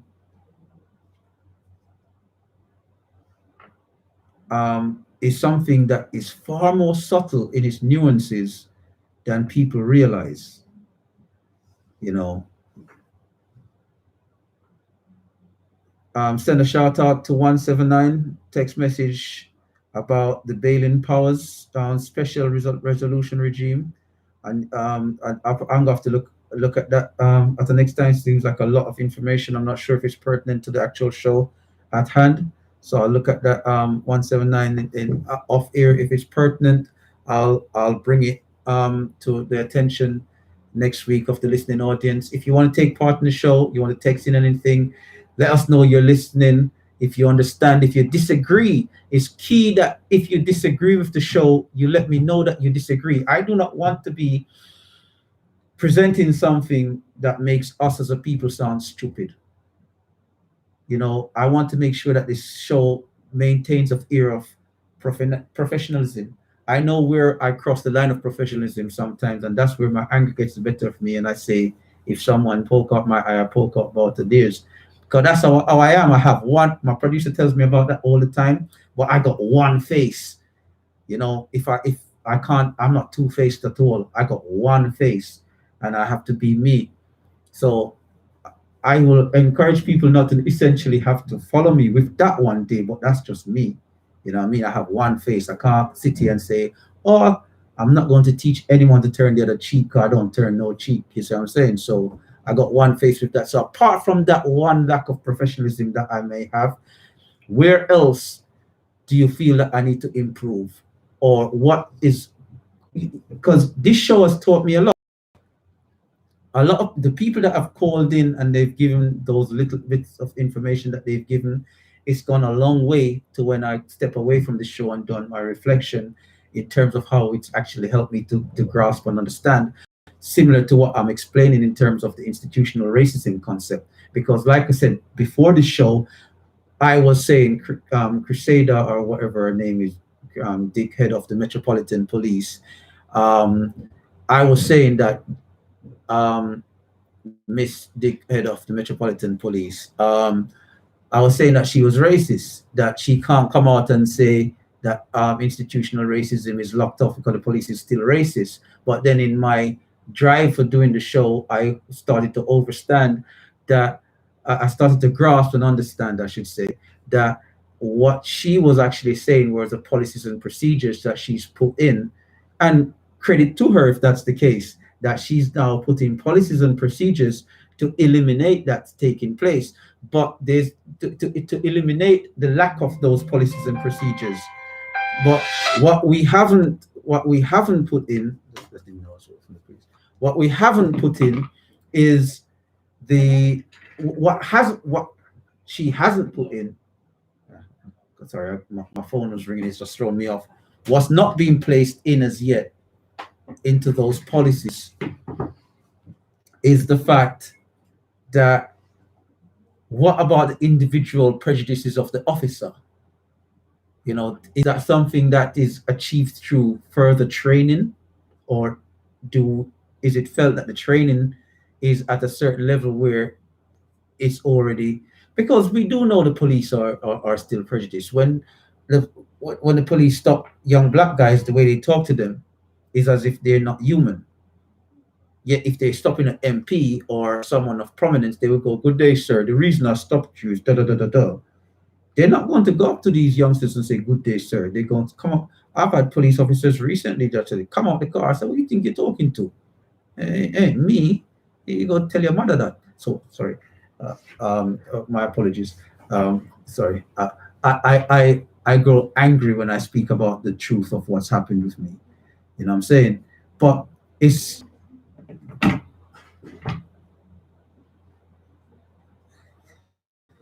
apologize, but it's what happened. I actually told him that, because it's about manners. When you have officers that come up and say, "Hi, good day," I say, "Good day, officer. How can I help you?" you know, you're in the best position to be polite. Politeness is a big deal, and people don't seem to want to have that common respect, that little common respect. You know what I'm saying? It's having that little common respect. It goes a long way, and we have to push for people to have that common respect. And the first place that we have to establish it is amongst ourselves, having that common respect amongst ourselves, how we deal with ourselves. You know, how we deal with your own with the most professionalism possible. That's my lesson for the day. When you meet a black person on the road, deal with them with the most and utmost level of respect. Don't just look at them as a black brother and say, yo, I'll go on the brother. Deal with them with the utmost level of professionalism possible. The utmost level of professionalism. Because when we start to do that with each other, no matter what the situation is, always deal with your own correctly. 100% of the time, deal with your own correctly. Because that will start everything we do. And if you're cool for others to deal with us in a negative way as well. Again? You know, it makes it cool for us to deal with each other in a negative way as well. So we need to step away from dealing with each other negatively if we are the trendsetters. Everything we do sets trends. So if we are the trendsetters, we then need to set the trend of what we expect. And when I say deal with each other in the best way possible, it doesn't mean you're going to go and see everyone and say, good morning, sir, good evening, sir, good night, sir, and all that stuff. It means once you understand the policy, if you work in Tesco, for example, or better yet, where's that where's that shop that black guy was rude on the till?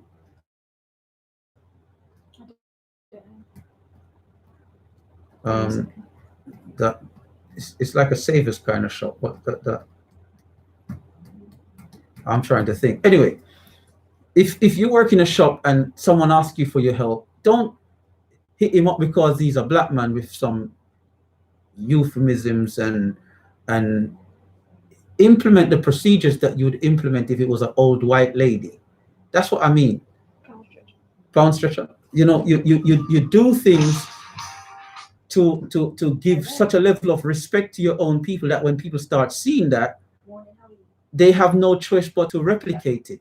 But when you're talking to your own and you're not giving your own that level of respect, you end up being in a situation where you lose that level of respect, not only for the person you're giving that disrespect to, but for your very self, because you're throwing yourself under the bus.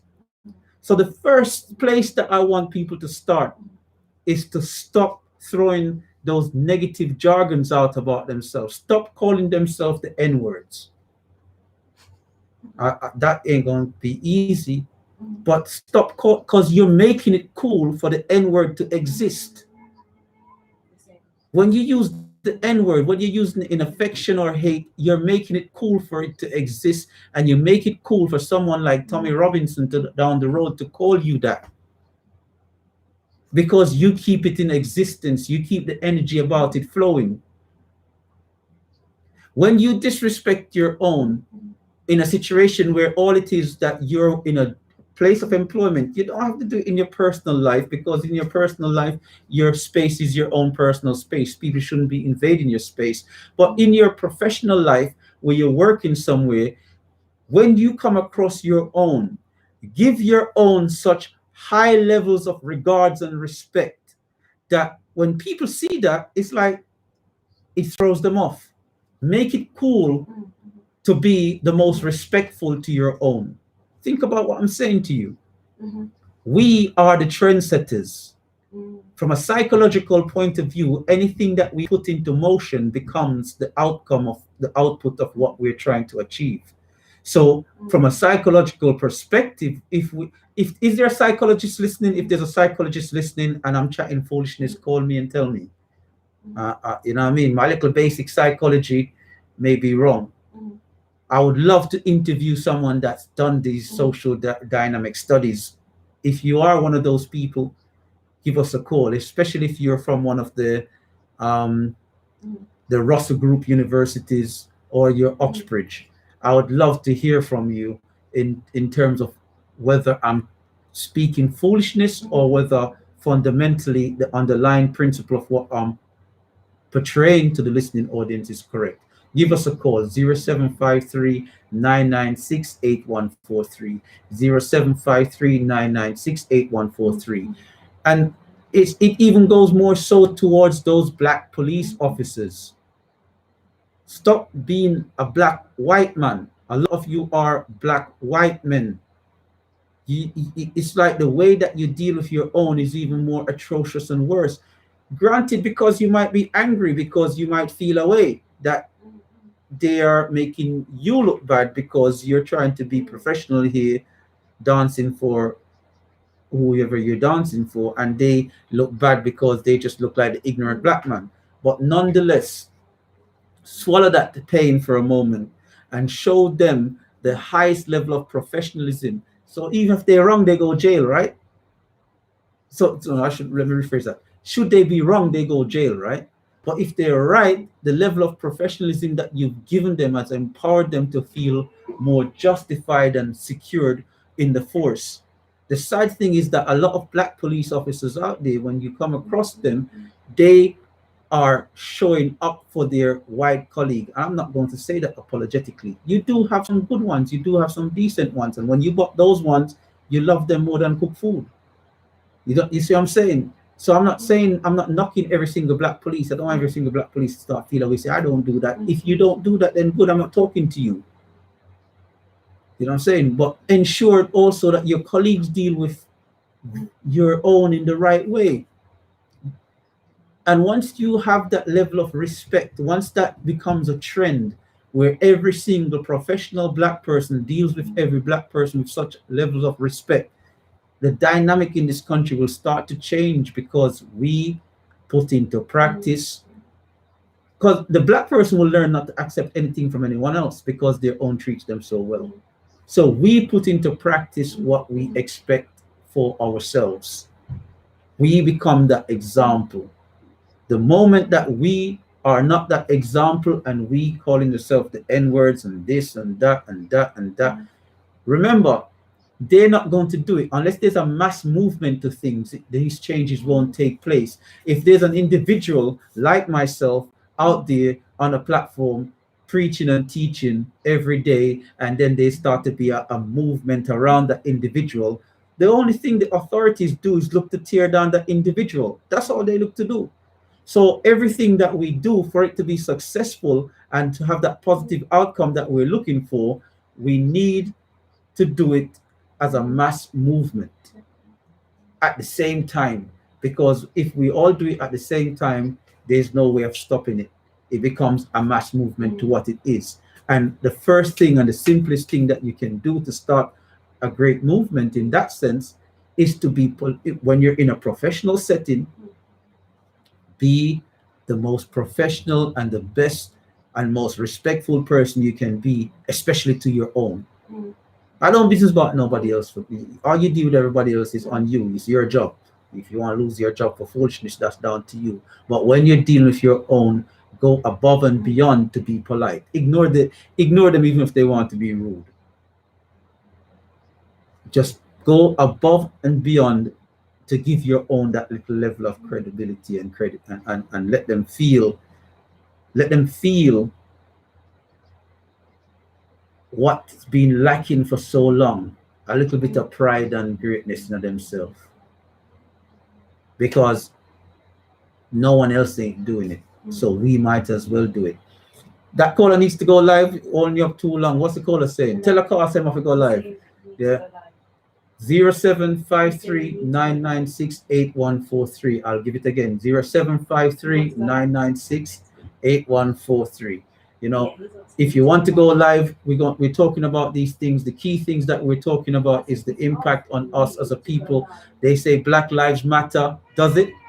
Let's show them that it does. You know, young Christopher Capesa has suffered at the hands of a racist attack that might have led to his accidental. I'm not saying that the young person that pushed him might have wanted him to die, but they need to take responsibility for the action. So they should have been a manslaughter charge, because a foolish action and a detrimental outcome, there still needs to be a punishment. I don't care if the young person is smart, because there's many a smart black youths inside prison walls because society says they committed a crime. So when the young person is white, they committed a crime too.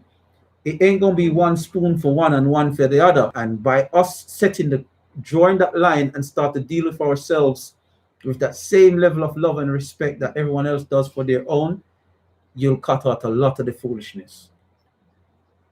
You know, when you have far-right police officers behaving in such a way, you know what I'm saying, where people scared to stand up. I'm sure if everyone starts to deal, if we all start to deal with each other, and it becomes a fashion. You know, I remember the days when knocking your fist was a fashion thing amongst black people. Now all of a sudden the fist bump is everyone's thing. But anyway, I remember when it was a black thing to knock fists. Boom. You get me? Now let's make being polite and professional within the workplace to our own the new fashion thing. That's what I'm calling for. To be polite and professional, to be the most polite and professional to your own. No matter if you hate the person, geez, I'm peace, I can't. This person is annoying. Be polite. Give them the level of decree. Make them feel like the queen herself within a professional setting. In your personal setting, you do as you want. Your personal life is your life. How you live it is how you choose to live it. But within a professional setting, if you know the company rules and procedures, give that level of decree and treatment to your own as best as possible, giving them the best guidance. Let me know what you think. Am I wrong? Am I being overly Africantic? I won't say romantic, you know what I mean? But you know, our thoughts goes out to everyone affected by this coronavirus, saying Rome in my head, you know, because I don't wish bad on anyone, but you get me. Some people deserve certain little things, but some people don't. And you know, all the people that's going through the sufferation, we don't know if them all deserve the sufferation. So we don't wish bad on nobody. You know what I mean? So we say thoughts goes out, you know what I mean? But let nature take its course and do what nature have to do. In your public life, all I'm asking people to do is be the most professional you can be to your own. You have an officer that belonged to a far-right group. The news media mentioned it a smidgen. I barely heard it. I had to think, did I hear that? So what about the people that he's arrested over the years? And it never got mentioned again. But yet, young Mr. Capesa died. No one heard about it, that 14 white kids pushed a black child into a river and he drowned. And then the families are trying to come together and collude, seemingly, I'm saying that out of my own mouth, seemingly to collude to cover this up through poor policing and police misconduct. That is clearly still with racial, what's the word? Institutional racist procedures within the South Wales Police. These are things that we need to stamp out ourselves for ourselves. No one's going to get up one day and start saying black love until black people start getting up and say black love. Do you understand that? If you can foresee, if you think of a future where there's no racism and everyone just has respect for each other, you're thinking of a future without the N-word per se. And if it's a future without the N-word, that means, what are you waiting for the UK government to say there's a ban on the N-word, no one can use it? Or are you going to take it up to say, you know what, I'm going to self-censor myself not to use certain negative terms against my own. I'm just going to use positive terms. So instead of calling your friend dog, call your friend God. You are going, young God. You get me? You know, cleanliness is godliness. I'm not saying you have to be overly preachy. I'm just saying let's eliminate the negative terms out of it. Use whatever positive terms you choose to. Make it trendy to use positive terms. But why do we make it trendy to use negative terms?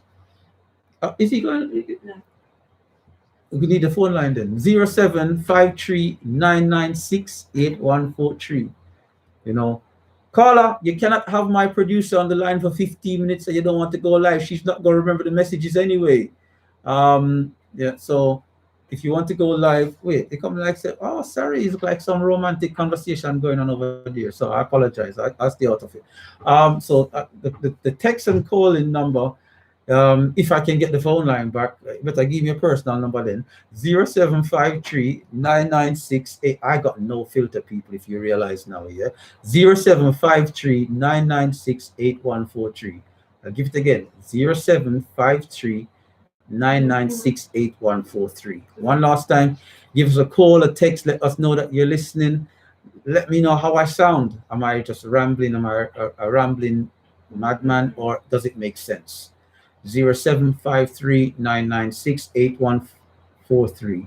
It's the Drs Surgery, Britain's first Black current affairs show, dealing with all the issues that have been pertinent in the media over the last week. We reflect on things, looking at the nuances and the undertones of the articles. We reflect on things by discussing it with yourself, getting your point of view, and we take a point of discussing it in detail so that we bring the attention to you, the masses, so that you yourself can, each one teach one, you can push the information on. We say that people need to start looking into these things themselves, keep abreast of what's taking place in the media, because it's important and it's essential, so that, you know, we know. In one of the biggest problems in the music scene, and I said I didn't want to really cover entertainment per se, not because I got an issue with entertainment, but because there's so much people doing a discussion about entertainment. I keep it very, very brief when it comes to entertainment articles. But one of the big things that we got a missed call from 478. No, it can't be. One of the big things that takes place in what was I saying? One of the big things that takes place in in the entertainment industry that should really be kind of touched on is these are the rappers making comments about the racism that's taking place. Now, we know that the head of the Metropolitan Police, Crusader Dick, head of the Metropolitan Police, we know that she's is it Crusader Dick? Is it Crusader or Crusader, or I can't remember what her first name is. Look it up again. I want to make sure that I'm pronouncing her name right, because every week I say it, I go, is that her name though? Crusader or Crusader, or you know, I just know someone once said, you get me, you need to be careful what you name your child, because you get me, you could end up looking like Crusader Dick. That's something like that someone said to me once. You get me? I don't know. I don't even know what she looks like, so I don't know if that meant she was ugly or she was pretty. But nonetheless, I'm not going to dismiss Dick. Crusader Rose Dick.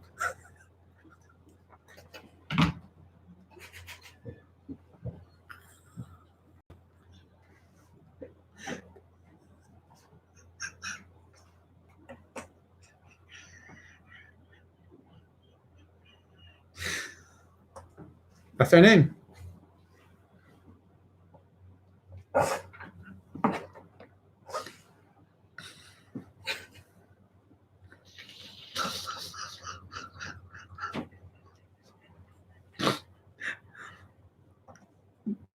That's her name. So I did say it right, Crusader Dick. So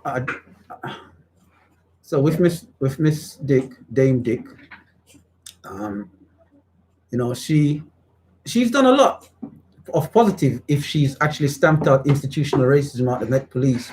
But I think the next phase then that we need to establish is for her to stamp out bad practices of individual officers in the Met Police. You know, and I think my lack of understanding of institutional racism has kind of painted me in a negative picture of Miss Dick, because I was so angry when she said that she got rid of no longer institutional racist. My misunderstanding of what that term meant led me to feel that she herself was racist. But again, this is why it's good to have that, to have chat. We had a caller that held you for like 15, 20 minutes. What was the caller talking about? If there was a personal message in there. Okay, my bad. It was basically just expressing how he shows his gratitude towards the community, but the community doesn't give it back. And that's often the case of, you know, your message was talking about showing gratitude to one another. He was just saying it's more of a case of everyone learning to show that gratitude to one another. I would say, when I say give it, I'm not talking about in your personal setting. Your personal setting is a different thing, because obviously your personal setting will have a bit more of too much nuances on uncontrollable variables for me to even start saying. That's what he was saying there. For me to start saying in your personal life, let it be. What I'm saying is that within your professional life, when you have procedures and policies of a workplace that you're meant to adhere by, be the most professional. Make sure those the black people that you interact with in whatever way possible, as and when, if they need support, be the most supportive with them. If they need advice, be the most supportive with them. Give them so much level of respect during that professional interaction that it sets a different decree. It sets a different feeling of, you know, feeling a part of something. Because one of the biggest problems that we have is that, you know, our own is the first to not really truly to cut in a professional setting to knock you. And when you find that professional person in the workplace, you love them. You know, you always say, yes, brother, yes, sister. You get what I'm saying? You find it's such a what's the word? It's such a it's such a how can I find a word? My mind's gone blank with it. But the feeling that it gives you is really uplifting. You know, thank you. You know, I mean, it's one of the most uplifting feelings that you can ever get when you meet someone of your own that's opening doors for you in the workplace, and that's just so professional, and they're not doing it because they want anything from you. They're not doing it because they expect something from you. They're just doing it because the level of courtesy is just so. And if once we keep doing that, eventually the fire of anger that we burn especially when we go into somewhere feeling that we're going to get that fight, so we light that flame before we go in. If you're like me, before I go into any kind of meeting or anything, I just light a flame. I'm just angry. Once I walk in, I'm already vexed. My producer will tell you that I go into meetings angry, not because I think that I should go into the meeting angry or it's wise to go into the meeting angry. It's because I know that the upheaval and the level of difficulties I'm going to have within that meeting. I just get angry because I don't want the meeting to then change my mood state and someone thinks they can control me in the meeting. So once I go in there angry, I'm already in the mood state of what it is, and I'm already presenting it in the same way. And no matter what the outcome, I'm going to be the same way throughout the meeting. That's why I choose that path. But I'm not saying people should follow me. But the point is, sometimes someone comes into something with that fire burning and blazing, and you can see it, and you're thinking, you know what, I don't deserve this. And your reaction to that is negative. I don't go in there with a negative anger. I just go in there with knowing that there might be resistance to anything that I'm doing in terms of what I'm pushing forward with. But once you have that professionalism of being courteous to your own and understanding, you know, within that professional setting, a personal person in a shop or a personal person in a business interacting with you has no need to be courteous, even though it will be expected. But you are being paid to follow the rules and procedures of the institution, and it's a different level of feeling where you cool that burning fire of that customer or that patron with that calming waters and guidance and level of professionalism. And all I'm saying is once we start in that basic angle, from that basic perspective within our professional lifestyle, things will gradually change around us. I feel that ripple effect will take place. That's just my 2 pence. So caller, I understand that within the personal setting is too many variables. Go ahead. What, there was more? Okay, so we're almost at the end of the show. We have the next 10 minutes to go. The number is 0753-996-8143. I'll give it again, 0753-996-8143. It's the Doctor's Surgery. I do apologize for certain discrepancies this week. I got a bit heated and things just came out, but it is what it is. I can only do things in an uncompromising way, and say as it is, because sometimes the passion gets the better of us, and I'm not doing it to be disrespectful. I do apologize if I've offended anyone this week with that one, so I need to kind of highlight that. Remember, we need to support. If you don't know, we did an interview at 9 o'clock with Hillary Brown, the lawyer for the Capesa family, and there's a march on the 21st of March. No pun intended. There's a march on the 21st of March. So that's a week and a half or so. The information will be available on social media. It's a march in London for justice for Christopher Capesa. If you don't know, Christopher Capesa is a young black guy that was pushed into a river in South Wales and drowned. And the push was from a young white youngster that the police refused to do their due diligence with, and then the outcome of that was the CPS determining that it's not in the public's interest to press charges against this young man because it's absolutely atrocious. So we want justice for Christopher. So on the 21st of March, look out for that, the information regarding that march, and if you can attend, that would be great. Then we also have a crowdfunding website to help to raise some money for this legal push. And if you can support, whether it's £1 to £1 million, whatever you can donate, that won't hurt your pocket. You donate, whether it's £1. If you're, Oprah listening, Oprah, we want some money to help fight that case, yeah, even though no one don't like you so much in the community anymore. So justice for Christopher Capesa 4. Is that what it is? Yeah. So justice for Christopher Capesa 4 at the end. Okay. No 4 at the end, just the 4 in the middle. Oh, it's the 4 in the middle. Yeah. Oh, so sorry. Justice for Christopher Capesa. Yeah. And if you go onto the crowdsourcing website, you sent me the link for that, didn't you? Mm-hmm. So let me see if I can find the link. I'll give that. If you can donate, it's not about the show, it's about the family and supporting the family. So if you can do that, that would be great. If you can help with that. Let me see. So it's www.crowdjustice.com/case/justice for Christopher Capesa. Yeah, so Capesa is spelled Kapessa, and Christopher is Cristopher. So it's www.crowdjustice.com/case/justice for Christopher Capesa. So that will bring you to the crowd funding site.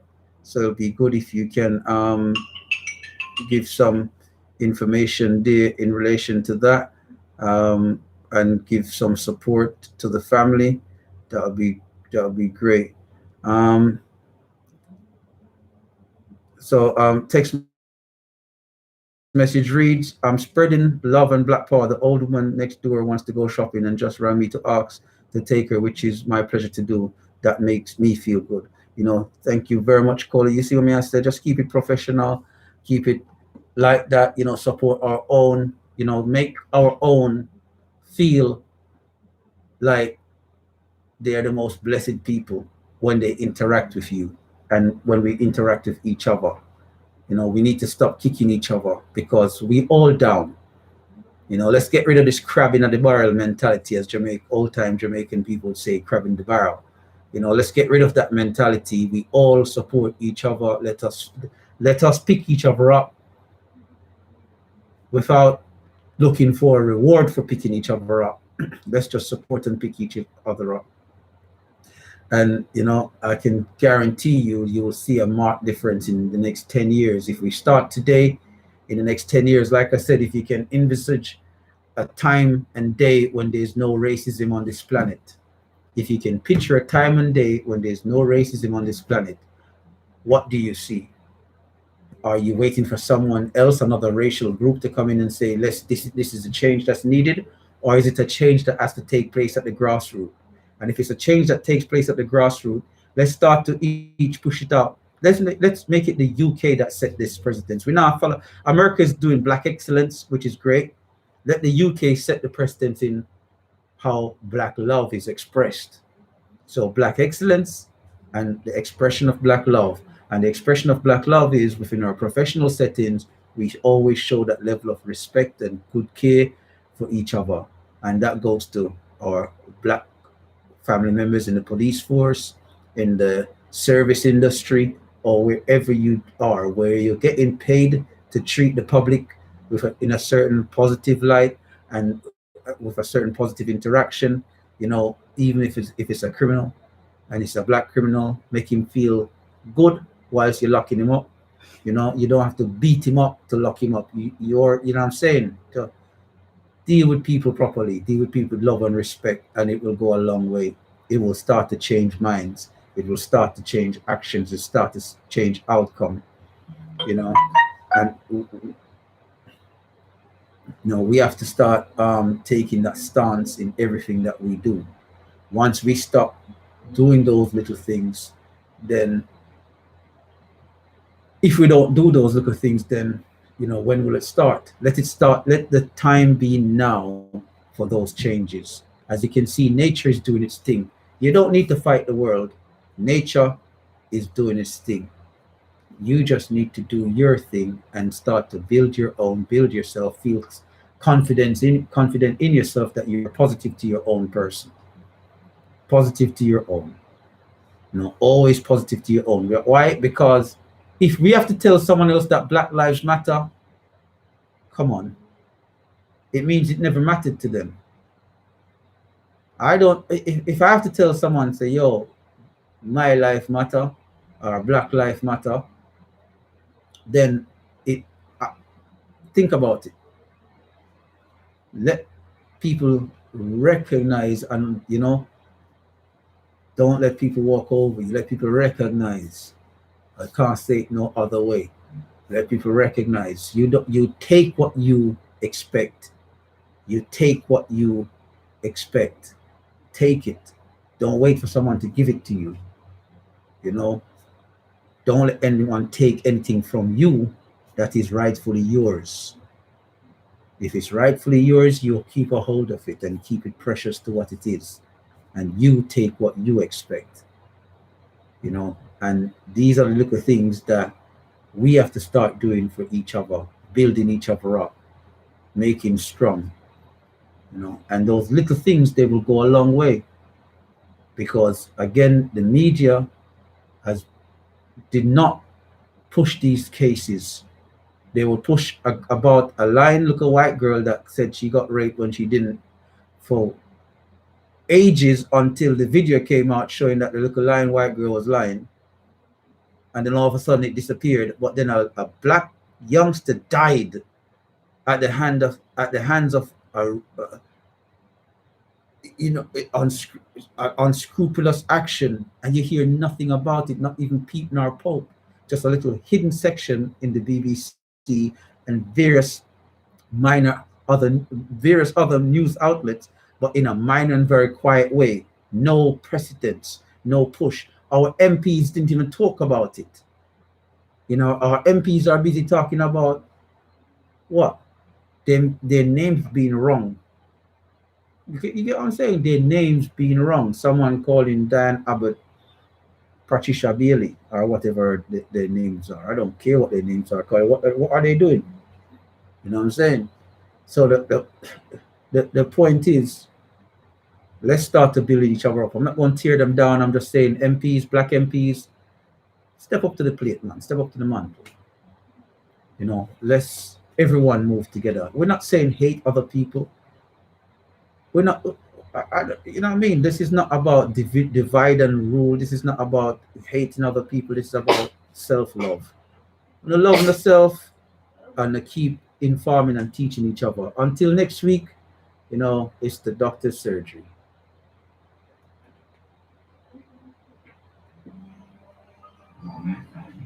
Using